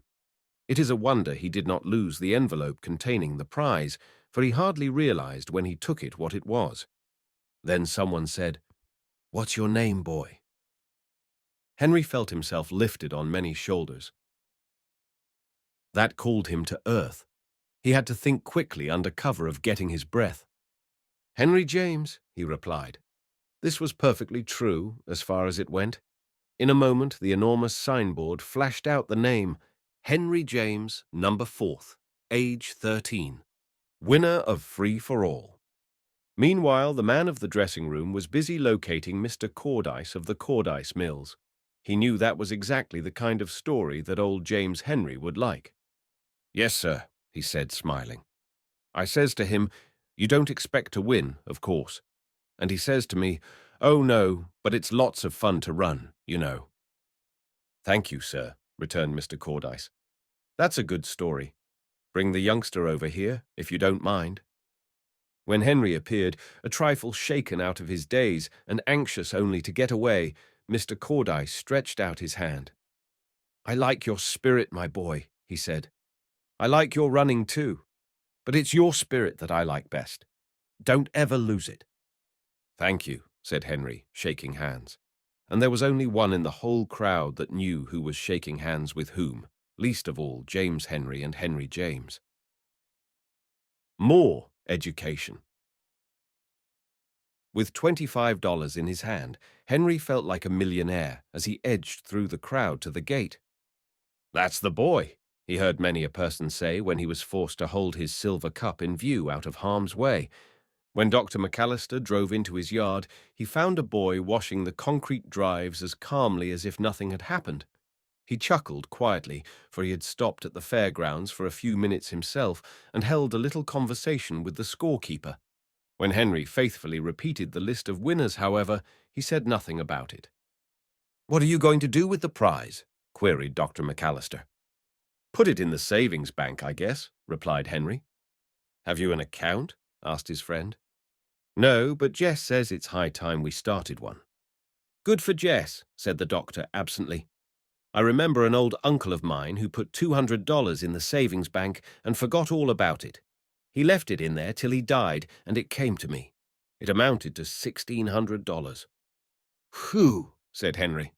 "He left it alone for over 40 years, you see," explained Dr. McAllister. When Henry arrived at his little home in the woods with the $25, for he never thought of putting it in the bank before Jess saw it, he found a delicious lunch waiting for him. Jess had boiled the little vegetables in clear water, and the moment they were done, she had drained off the water in a remarkable drainer and heaped them on the biggest dish with melted butter on top. His family almost forgot to eat while Henry recounted the details of the exciting race. And when he showed them the silver cup and the money, they actually did stop eating, hungry as they were. "I said my name was Henry James," repeated Henry. "That's all right. So it is," affirmed Jess. "It's clever, too. You can use that name for your bank book." "So I can," said Henry, delighted. "I'll put it in the bank this very afternoon. And by the way, I brought something for dinner tonight." Jess looked in the bag. There were a dozen smooth brown potatoes. "I know how to cook those," said Jess, nodding her head wisely. "You just wait." "Can't wait, hardly," Henry called back as he went to work. When he had gone, Benny frolicked around noisily with the dog. "Benny," Jess exclaimed suddenly as she hung her dish towels up to dry, "it's high time you learned to read." "No school now," said Benny hopefully. "No, but I can teach you, if I only had a primer." "Let's make one," suggested Violet, shaking her hair back. "We have saved all the wrapping paper off the bundles, you know." Jess was staring off into space, as she always did when she had a bright idea. "Violet," she cried at last, "remember those chips? We could whittle out letters like type, make each letter backwards, you know." "And stamp them on paper," finished Violet. "There would be only 26 in all." "It wouldn't be awfully hard," said Jess. "We wouldn't bother with capitals."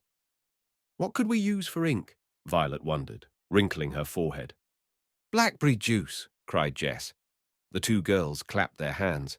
Won't Henry be surprised when he finds that Benny can read?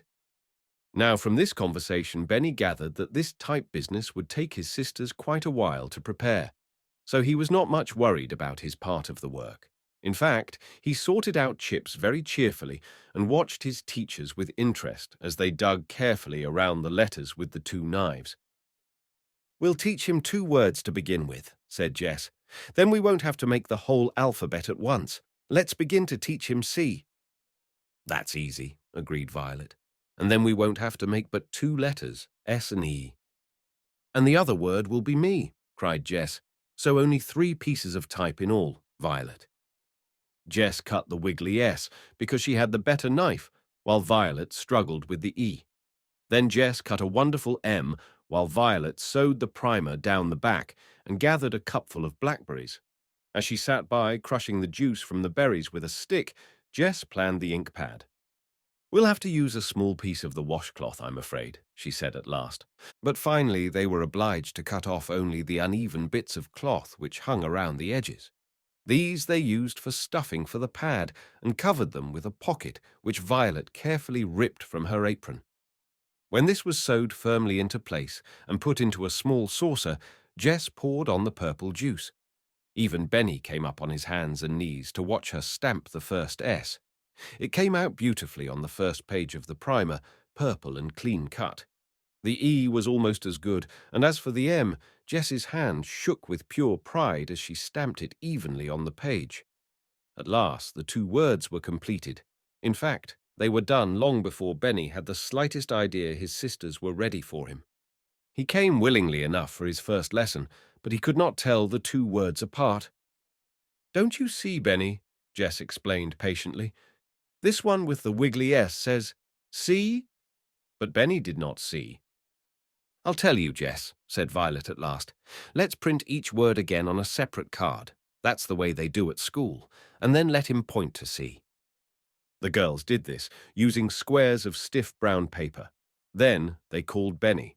Very carefully, Jess explained again which word said "see," hissing like a huge snake to show him how the S sounded. Then she mixed the cards and said encouragingly, "Now, Benny, point to SSSE." Benny did not move. He sat with his finger on his lip. But the children were nearly petrified with astonishment to see Watch cock his head on one side and gravely put his paw on the center of the word. Now, this was only an accident. Watch did not really know one of the words from the other, but Benny thought he did. And was he going to let a dog get ahead of him? Not Benny. In less time than it takes to tell it, Benny had learned both words perfectly. "Good old Watch," said Jess. "It isn't really hard at all," said Benny. "Is it, Watch?" During all this experiment, Jess had not forgotten her dinner. When you are living outdoors all the time, you do not forget things like that. In fact, both girls had learned to tell the time very accurately by the sun. Jess started up a beautiful little fire of cones. As they turned into red-hot ashes and began to topple over one by one into the glowing pile, Jess laughed delightedly. She had already scrubbed the smooth potatoes and dried them carefully. She now poked them one by one into the glowing ashes with a stick from a birch tree. Whenever a potato lit up dangerously, she gave it a poke into a new position. And when Henry found her, she was just rolling the charred balls out onto the flat stones. "Burned 'em up?" queried Henry. "Burned! Nothing!"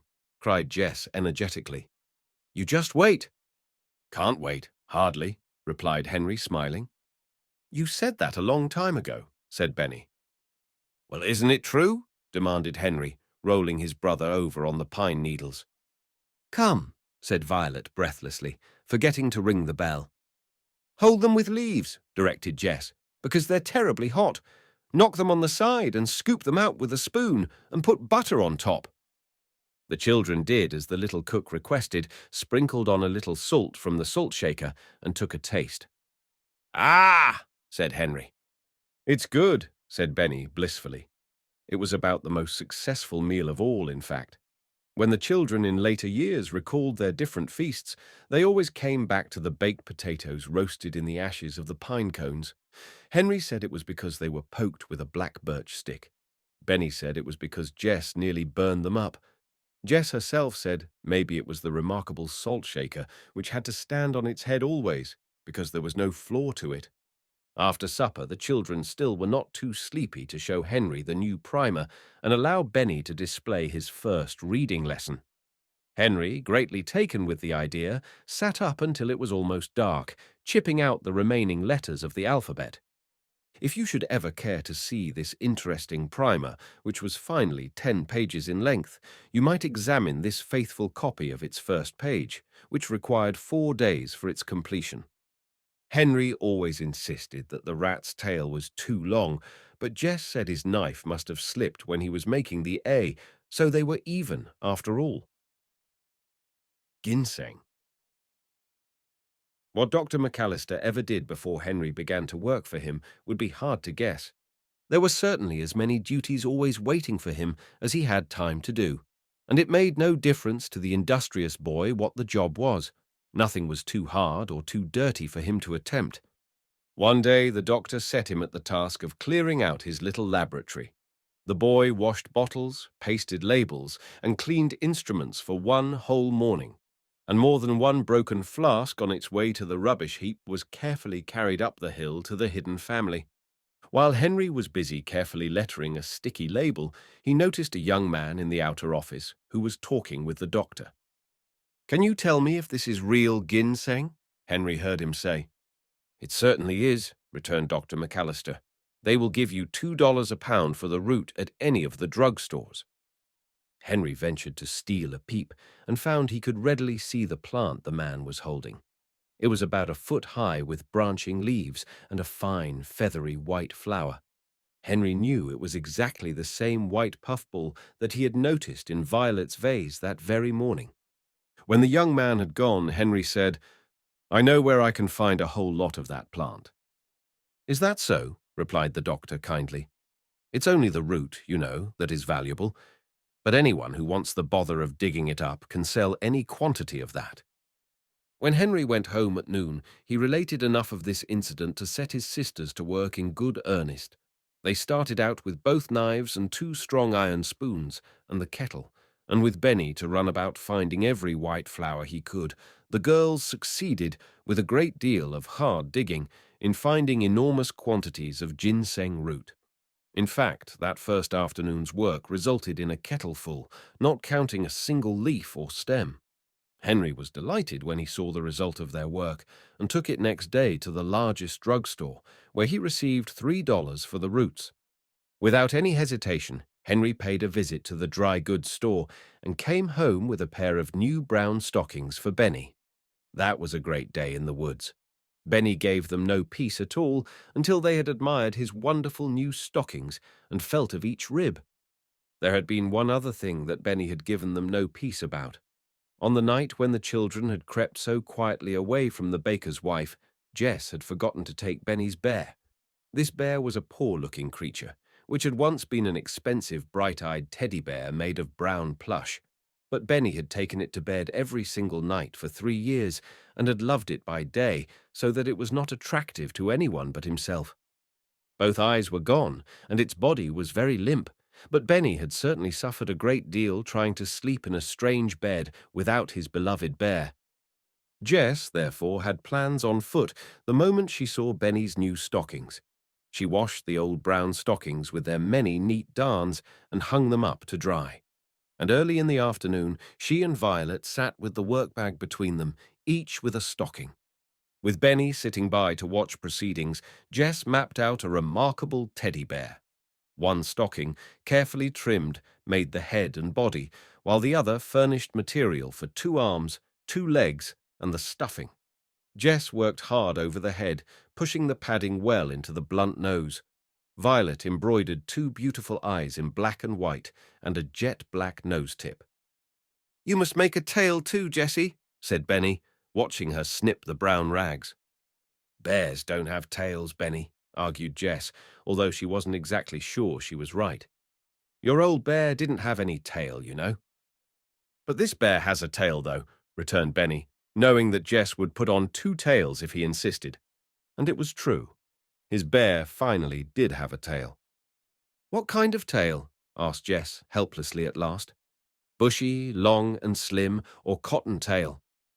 Long and slim, decided Benny with great satisfaction, so I can pull it. Benny, cried Jess, laughing in spite of herself. But she made a tail, long and slim, exactly as Benny ordered, and sewed it on very tightly so that it might be pulled if desired. She fastened on the legs and arms with flat hinges, so the bear might sit down easily, and added at last a pair of cunning, flappy ears and a gay collar of braided red string from a bundle. "What's his name, Jessie?" inquired Benny, when the wonderful bear was finally handed over to him. "His name?" repeated Jess. "Well, you know he's a new bear. He isn't your old one, so I wouldn't call him Teddy." "Oh, no," said Benny, shocked. "This is not Teddy. This has a pretty tail." "Of course," agreed Jess, trying not to laugh.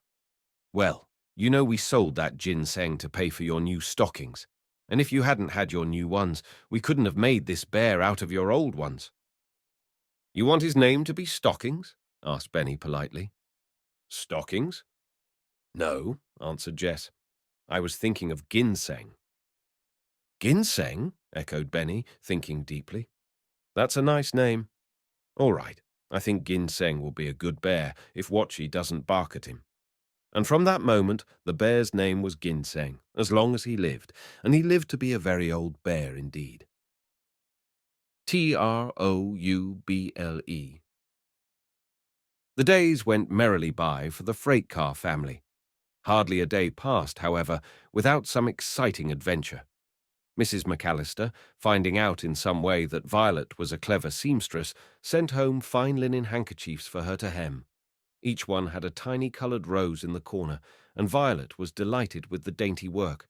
She sat sewing daily by the swimming pool while Benny sailed wonderful boats of chips and waded around to his heart's content.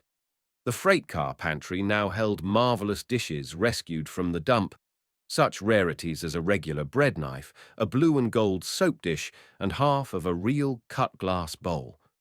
Henry proudly deposited $31 in the savings bank under the name of Henry James and worked eagerly for his kind friend, who never asked him any more embarrassing questions. Benny actually learned to read fairly well. The girls occupied their time making balsam pillows for the 4 beds and trying to devise wonderful meals out of very little material. Violet kept a different bouquet daily in the little vase. She had a perfect genius for arranging 3 purple irises to look like a picture, or a single wood lily with its leaves like a Japanese print.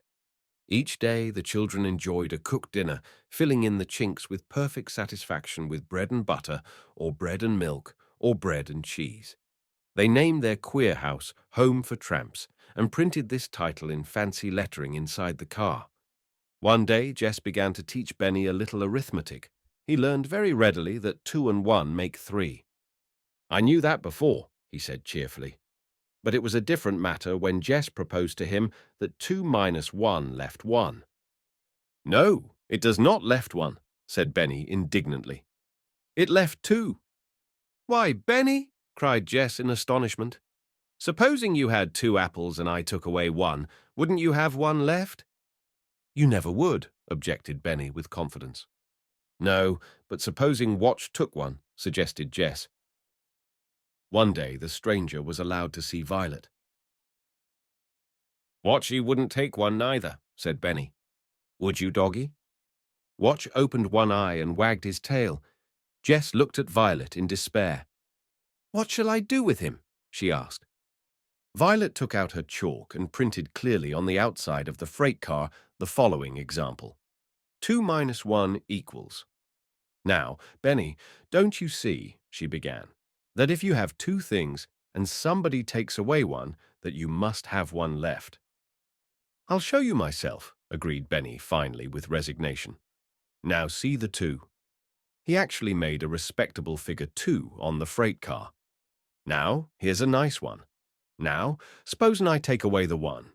Don't you see the 2's left right on the car?" He covered the figure 1 with his chubby hand and looked about at his audience expectantly. Jess rolled over against a tree trunk and laughed till she nearly cried. Violet laughed until she really did cry. And here we come to the first unpleasant incident in the story of the runaway children. Violet could not stop crying, apparently, and Jess soon made up her mind that she was really ill. She helped her carefully into the car and heaped all the pine needles around and under her, making her the softest bed she could. Then she wet cloths in the cool water of the brook and laid them across her little sister's hot forehead. "How glad I am that it is time for Henry to come," she said to herself, holding Violet's slender brown hands in her cool ones. Henry came promptly at the usual time. He thought she had a cold, he said. And this seemed likely, for Violet began to cough gently while the rest ate a hasty supper. "We don't want to let her go to a hospital if we can possibly help it," said Henry, more troubled than he cared to show. "If she goes there, we'll have to give her name, and then Grandfather will find us, surely." Jess agreed, and together the two older children kept changing the cool cloths on Violet's aching head. But about 10 o'clock that night, Violet had a chill. She shivered and shook, and her teeth chattered so that Jess could plainly hear them. Apparently nothing could warm the little girl, although she was completely packed in hay and pine needles. "I'm going down to Dr. McAllister's," said Henry quietly. "I'm afraid Violet is very ill." Nobody ever knew how fast he ran down the hill. Even in his famous race, Henry hardly touched his present speed. He was so thoroughly frightened that he never stopped to notice how quickly the doctor seemed to understand what was wanted. He did not even notice that he did not have to tell the doctor which way to drive his car in order to reach the hill. When the car reached the road at the base of the hill, Dr. McAllister said shortly, "Stay here in the car," and disappeared up the hill alone. When the doctor returned, he was carrying Violet in his arms. Jess and Benny and Watch were following closely. Nobody spoke during the drive to the McAllister house as they flew through the darkness. When they stopped at last, the doctor said 3 words to his mother, who opened the door anxiously. The 3 words were, "Pneumonia, I'm afraid." They all heard it. Irish Mary appeared from the kitchen with hot water bottles and warm blankets, and Mrs. McAllister flew around, opening beds and bringing pillows. A trained nurse in a white dress appeared like magic from nowhere in particular. They all worked as best they could to get the sick child warmed up. Soon the hot blankets, hot water, and steaming drinks began to take effect, and the shivering stopped. Mrs. McAllister left the sick room then to attend to the other children. Henry and Benny were left in a large spare room with a double bed. Jess was put in a little dressing room just out of Mrs. McAllister's own room. Upon receiving assurances that Violet was warm again, they went to sleep. But Violet was not out of danger, for she soon grew as hot as she had been cold, and the doctor never left her side until 10 o'clock the next morning. Violet, although very ill, did not have pneumonia. At about 9 o'clock the doctor had a visitor. It was a man who said he would wait. He did wait in the cool front parlor for over half an hour. Then Benny drifted in. "Where is the doctor?" asked the man sharply of Benny. "He's upstairs," answered Benny readily. "This means a lot of money to him, if he only knew it," said the visitor impatiently. "Oh, that wouldn't make any difference," Benny replied with great assurance as he started to go out again. But the man caught him. "What do you mean by that, Sonny?" he asked curiously. "What's he doing?" "He's taking care of my sister Violet. She's sick." "And you mean he wouldn't leave her even if I gave him a lot of money?" "Yes, that's it," said Benny politely. "That's what I mean." The visitor seemed to restrain his impatience with a great effort. "You see, I've lost a little boy somewhere," he said. "The doctor knows where he is, I think. He would be about as old as you are." "Well, if you don't find him, you can have me. I shouldn't wonder," observed Benny comfortingly. "I like you." "You do?" said the man in surprise. "That's because you've got such a nice, soft suit on," explained Benny, stroking the man's knee gently. The gentleman laughed heartily. "No, I guess it's because you have such a nice, soft laugh," said Benny, changing his mind. The fact was that Benny himself did not know why he liked this stranger who was so gruff at times and so pleasant at others. He finally accepted the man's invitation and climbed into his lap to see his dog's picture in his watch, feeling of the nice soft suit on the way. The doctor found him here when he came down at 10 o'clock. "Better go and find Watch, Benny," suggested the doctor. "Perhaps someday I'll come again," observed Benny to his new friend. "I like your dog, and I'm sorry he's dead." With that, he scampered off to find Watch, who was very much alive. "I expected you, Mr. Cordyce," said the doctor, smiling. "Only not quite so soon." "I came the moment I heard your name hinted at," said James Cordyce. "My chauffeur heard 2 workmen say that you knew where my 4 grandchildren were. That's all I waited to hear. Is it true? And where are they?" "That was one of them," said the doctor quietly. "That was one of them," repeated the man. "That beautiful little boy?" "Yes, he is beautiful," assented Dr. McAllister. "They all are. The only trouble is, they're all frightened to death to think of your finding them." "How do you know that?" said Mr. Cordyce sharply. "They've changed their name. At least the older boy did. In public, too." "What did he change it to?" Dr. McAllister watched his visitor's face closely while he pronounced the name clearly. Henry James. A flood of recollections passed over the man's face, and he flushed deeply. "That boy!" he exclaimed. "That wonderful running boy!" Then events began to move along rapidly. Court. "They never will go with you in this world," declared Mrs. McAllister finally to the distracted grandfather, "unless you give us time to break the news gradually, and above all, when Violet is so ill." "Couldn't I see them?" begged the man, almost like a boy. "I could pretend I was a friend of yours, visiting you, who liked children. I would promise not to tell them until you consented." "That might do," said Dr. McAllister. "If they grew to like you before they knew who you were, it would make things easier, certainly."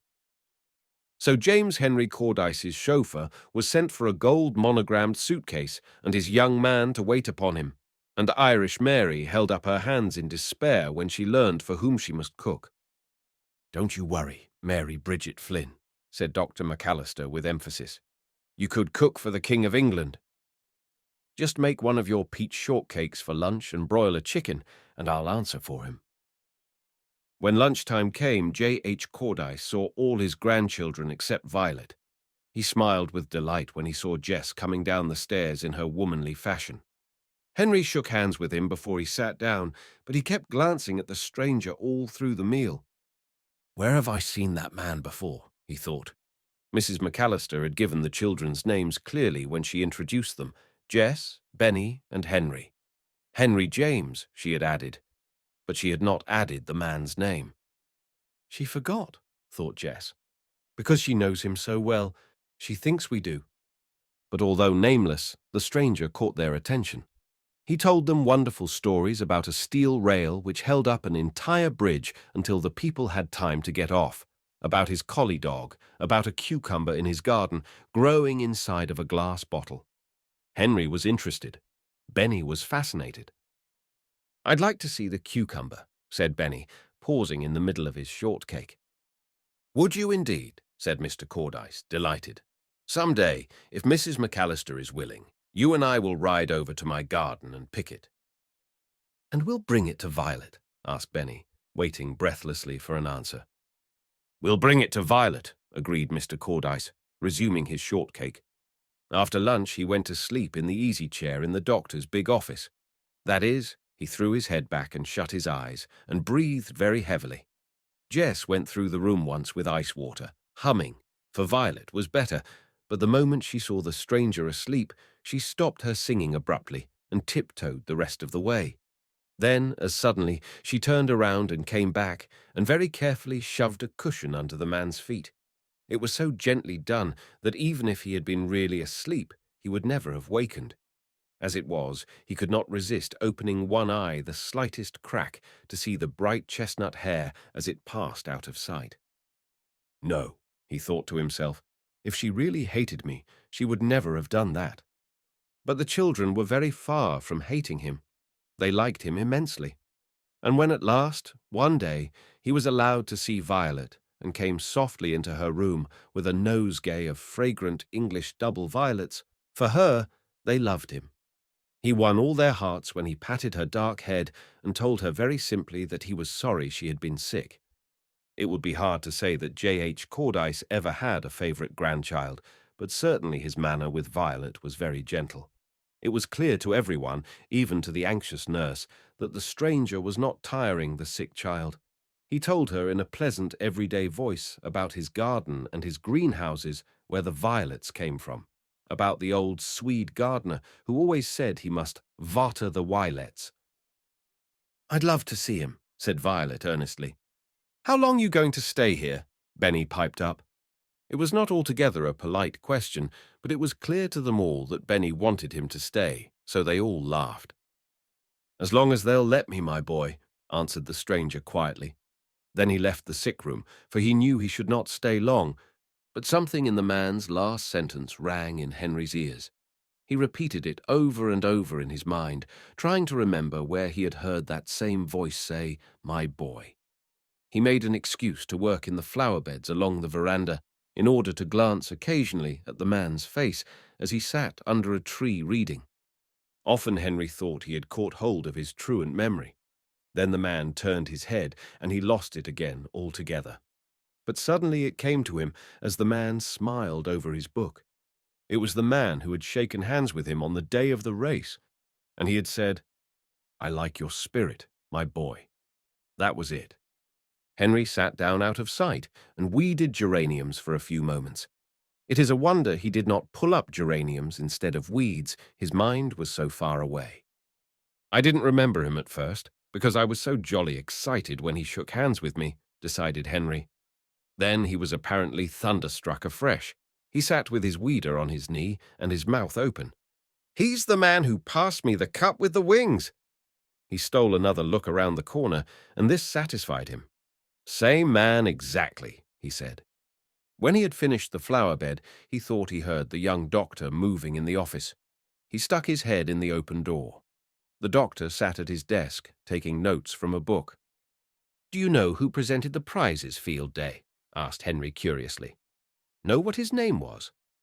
"James Cordyce, of the steel mills," replied the doctor carelessly.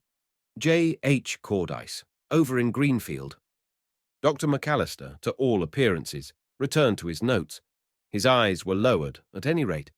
But for Henry the skies were reeling. He withdrew his head and sat still on the step.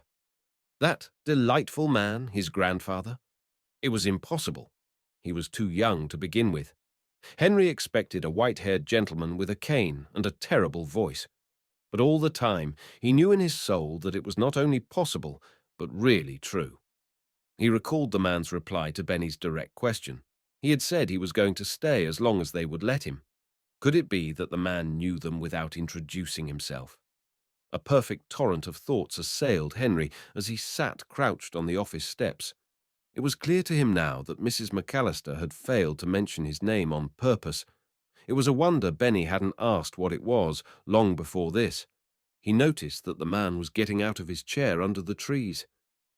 "It's now or never," thought Henry. "I've got to know." He walked eagerly after the man who was going toward the garden with his back turned. Henry easily caught up with him, breathing with difficulty. The man turned around. "Are you James Henry Cordyce of Greenfield?" panted Henry. "I am, my boy," returned the man with a long look. "Does that question of yours mean that you know that I know that you are Henry James Cordyce?" "Yes," said Henry, simply. The man's eyes filled with tears, and J.H. Cordyce of the steel mills shook hands for the third time with his grandson, H.J. Cordyce of the Home for Tramps. A new grandfather. In less than an hour, the town was buzzing with the news.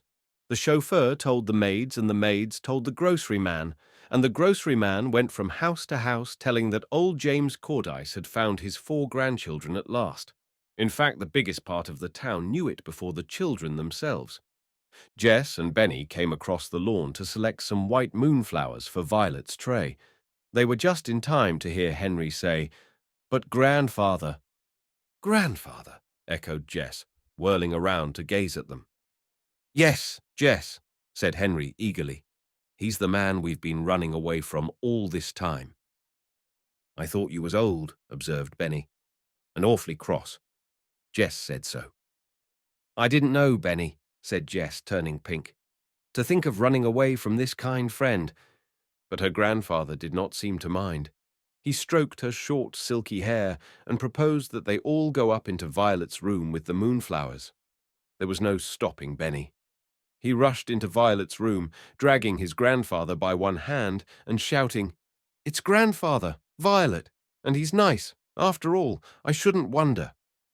When Violet at last understood just what Benny was trying to tell, she was perfectly happy to rest against her ruffled pillows with one hand curled about her grandfather's arm and listen to the rest. "Where have you been living?" demanded Mr. Cordyce at last. The whole company looked at each other, even Dr. McAllister and his mother. Then they all laughed as if they never would stop. "You just ought to see," observed Dr. McAllister, wiping his eyes. "What?" said the children all at once. "You never saw it in the daytime." "You don't mean it," returned the doctor, teasing them. "I have seen it quite a number of times in the daytime." "Seen what, in heaven's name?" asked Mr. Cordyce at last. Then they told him, interrupting each other to tell about the beds of pine needles, the wonderful dishes, the freight car roof over all, the fireplace, and the swimming pool. "That's where Violet got her bronchitis," observed the doctor. "Sitting by that pool. She shouldn't have done it. I thought so from the first." "You thought so?" repeated Henry, puzzled. "How did you know she sat by it?" "I'm sure I didn't myself." "I was your most frequent visitor," declared the doctor, enjoying himself hugely. "I hope you were our only one," said Jess with her mouth open. "Well, I think I was," said the doctor. "The first night after Henry mowed my lawn, I followed him as far as the hill to see where he lived." "Why did you do that?" interrupted Mr. Cordyce. "I liked his looks," returned the doctor, "and I noticed that he didn't tell much about himself, so I was curious." "But you surely didn't see the freight car then," said Jess. "No, but I came back that night and hunted around," replied Dr. McAllister. "At about 11 o'clock," Henry cried. The doctor assented. "Our rabbit," said Henry and Jess together. "I made as little noise as possible when I saw the freight car. Then I saw the door move, so I thought someone was inside. And when I heard the dog bark, I was sure of it and went home." "But you came back?" questioned Jess. "Yes. Every time I knew all of you were safe in my garden, I made you a little visit, just to be sure you were having enough to eat and enough dishes." The doctor laughed. "When I found you had a strainer and a vase of flowers and a salt shaker and a cut-glass punch bowl, I stopped worrying." "Didn't you suspect they were my children?" demanded Mr. Cordyce. "Didn't you see my advertisement? Why didn't you notify me at once?" "They were having such a good time," confessed the doctor, "and I was too. I just wanted to see how long they could manage their own affairs. It was all tremendously interesting. Why, that boy and girl of yours are born business managers, Mr. Cordyce." Mr. Cordyce took note of this. "But I don't see yet how you knew Violet sat by the pool," said Jess curiously. "You couldn't know that, of course," replied the doctor. "I went up twice when I knew Henry had taken the dog down to my barn to catch rats. I hid behind the big white rock with the flat top." "That's Lookout Rock," explained Jess, "where we used to let Benny watch for Henry." "But we didn't hear you." "No," said Dr. McAllister. "I didn't even snap a twig those times. But I had the very best time when I went with Mother." "Have you seen it too?" cried the children. "I have, indeed," returned Mrs. McAllister. "I have even had a drink from your well." "Everyone has seen it but me," said Mr. Cordyce patiently. "We'll show it to you," screamed Benny. "And I'll show you my wheels made on a cart, and my bed out of hay, and my pink cup." "Good for you, Benny," said Mr. Cordyce, pleased. "When Violet gets well, we'll all go up there, and if you'll show me your house, I'll show you mine." "Have you got a house?" asked Benny in surprise. "Yes, you can live there with me if you like it," replied Mr. Cordyce. "I have been looking for you for nearly 2 months." Under Mrs. McAllister's wonderful care, Violet soon became strong again. but she had been skipping around the garden for several days before the doctor would allow the visit to the freight car house. When at last the whole party started out in the great limousine, many people looked out of their windows to watch after Mr. Cordyce and his grandchildren. Many of them knew Henry as the boy who won the race and were glad that he had found such a friend. But when the children reached their beloved home, they were like wild things. Watch capered about furiously, taking little swims in the pool and sniffing at all the dear old familiar things. Mr. Cordyce seated himself on a rock and watched them all, exchanging a glance now and then with Mrs. McAllister and her son. "See our building," shouted Benny, for that was what he always called the fireplace. "It burns really too. And this is the well, and this is the dishpan, and this is the refrigerator." At last everyone climbed into the car itself, and Mr. Cordyce saw the beds, the cash account on the wall, the wonderful shelf, and each separate dish. Each dish had a story of its own. "That's more than my dishes have," observed Mr. Cordyce. Mrs. McAllister, who knew what his dishes were, was silent. They ate chicken sandwiches on the very same tablecloth, and Benny drank from his pink cup, and Watch couldn't understand why they went away at all. But it was a trifle cool on the hill now when the sun began to sink, and after rolling the door shut, they left regretfully. "Tomorrow," suggested Mr. Cordyce, as they drove home, "will you all come and see my house?"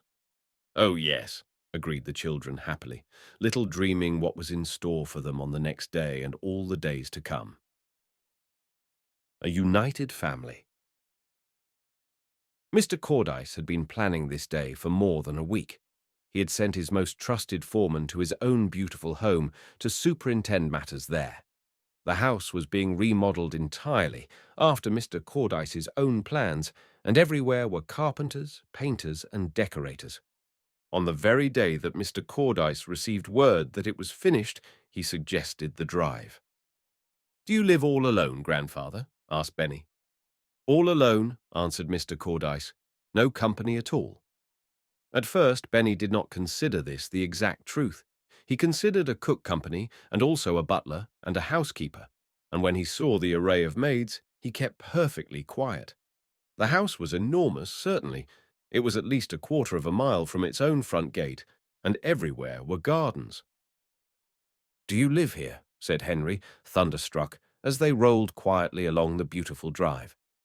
"You do too, if you like it," observed his grandfather, watching his face. The inside of the house was more wonderful than even the older children had ever dreamed. The velvet rugs were so thick and soft that no footfall could be heard. Everywhere were flowers. The great stairway with steps of marble rose from the center of the big hallway, but it was upstairs that the children felt most at home. Here the rooms were not quite so large. They were sunny and homelike. "This is Violet's room," cried Benny. It was unmistakable. There were violets on the wallpaper. The bed was snow white with a thick quilt of violet silk. On the little table were English violets, pouring their fragrance into the room. "What a beautiful room," sighed Violet, sinking down into one of the soft cushioned chairs. But all the children shouted when they saw Benny's room. The wallpaper was blue, covered with large figures of cats and dogs, the 3 bears, and Peter Rabbit. There was a swinging rocking horse, nearly as large as a real horse, a blackboard, a tool chest, and low tables and chairs exactly the right size for Benny. There was an electric train with cars nearly as large as the little boy himself. "Can I run the cars all day?" asked Benny. "Oh, no," replied Henry quickly. "You're going to school as soon as it begins?" This was the first that his grandfather had heard about school, but he agreed with Henry and chuckled to himself.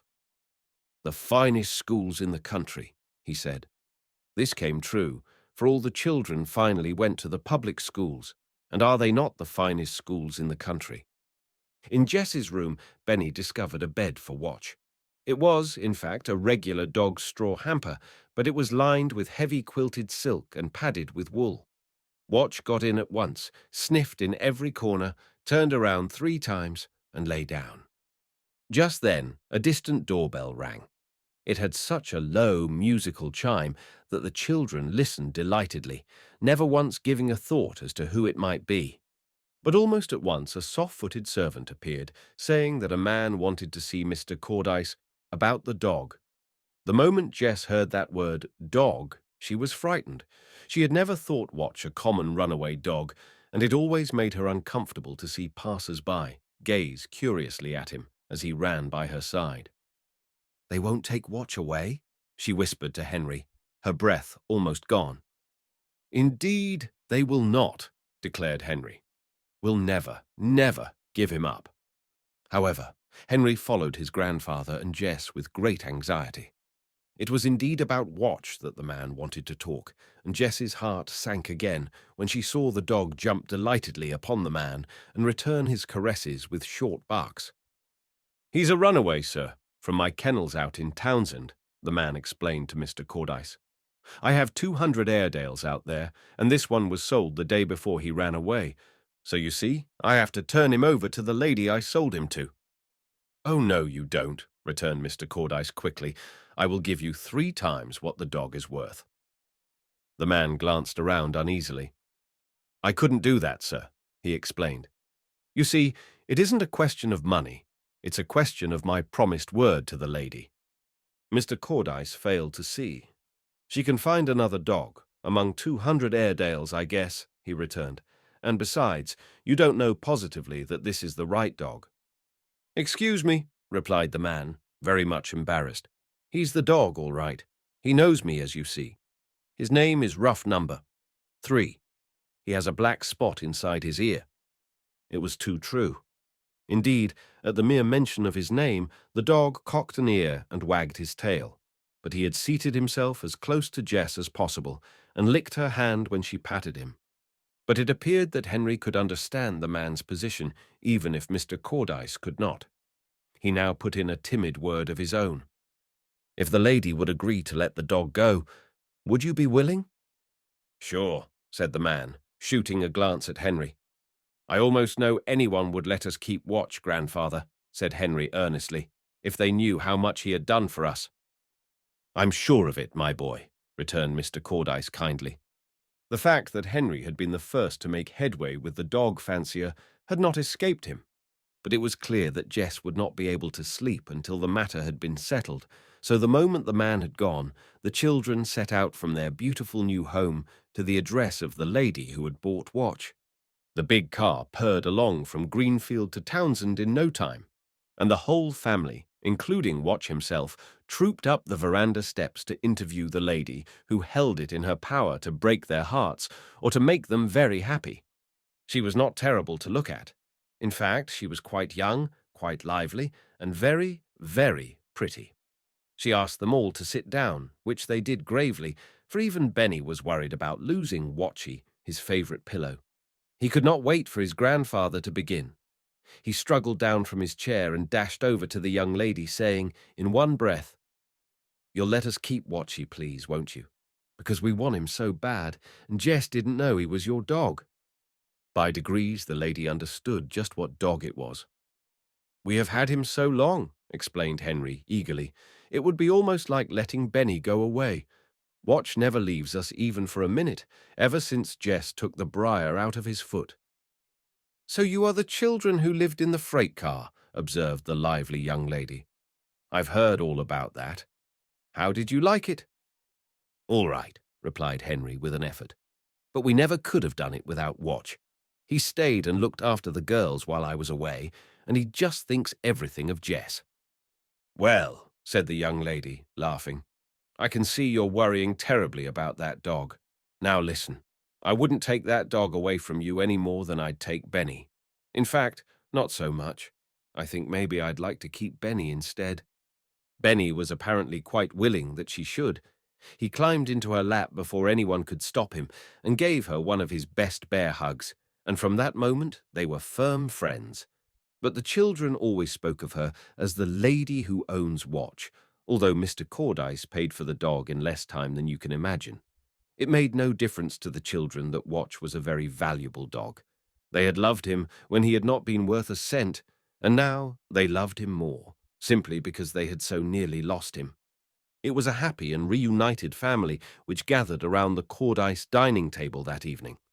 The maids smiled in the kitchen to hear the children laugh, and the children laughed because Watch actually sat up at the table in the seat of honor beside Jess and was waited upon by a butler. Safe. Would you ever dream that 4 children could be homesick in such a beautiful house as Mr. Cordyce's? Jess was the first one to long for the old freight car.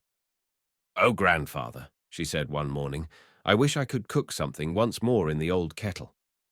"Go out in the kitchen," said her grandfather, "and mess around all you like. The maids will help you."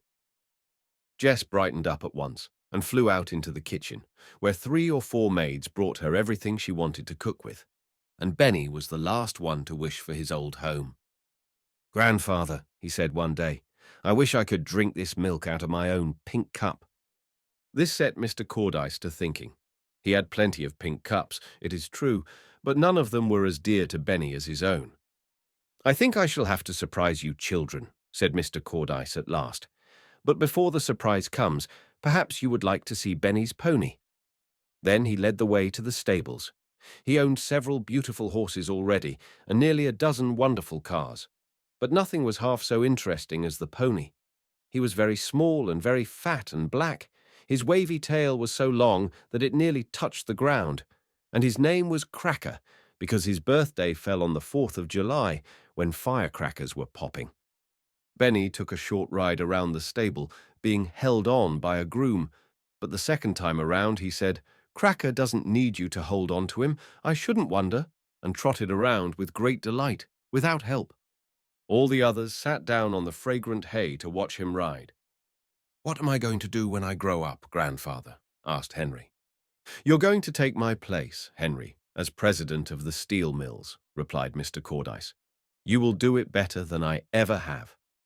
And one day this came true, just as most of Mr. Cordyce's prophecies did. "And what am I going to do?" asked Jess, curiously.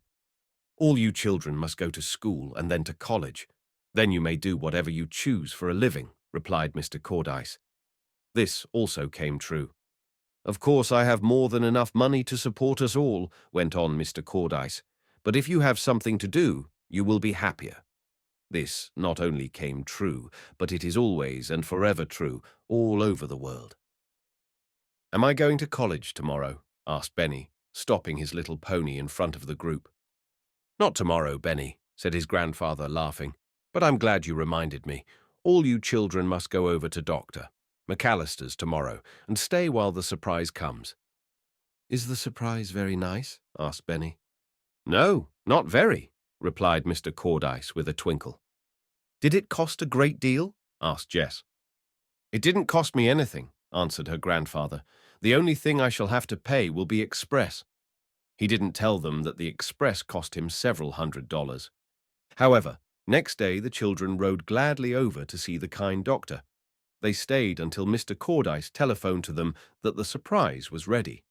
And then Mrs. McAllister and her son rode back with them in the big car. Mr. Cordyce was as happy as a boy. He led the merry little procession out through his many gardens, past the rose garden, through the banks of purple asters.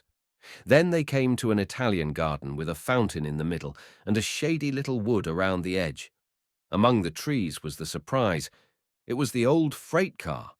The children rushed over to it with cries of delight, pushed back the dear old door, and scrambled in. Everything was in place. Here was Benny's pink cup, and here was his bed. Here was the old knife which had cut butter and bread and vegetables and firewood and string, and here were the letters for Benny's primer.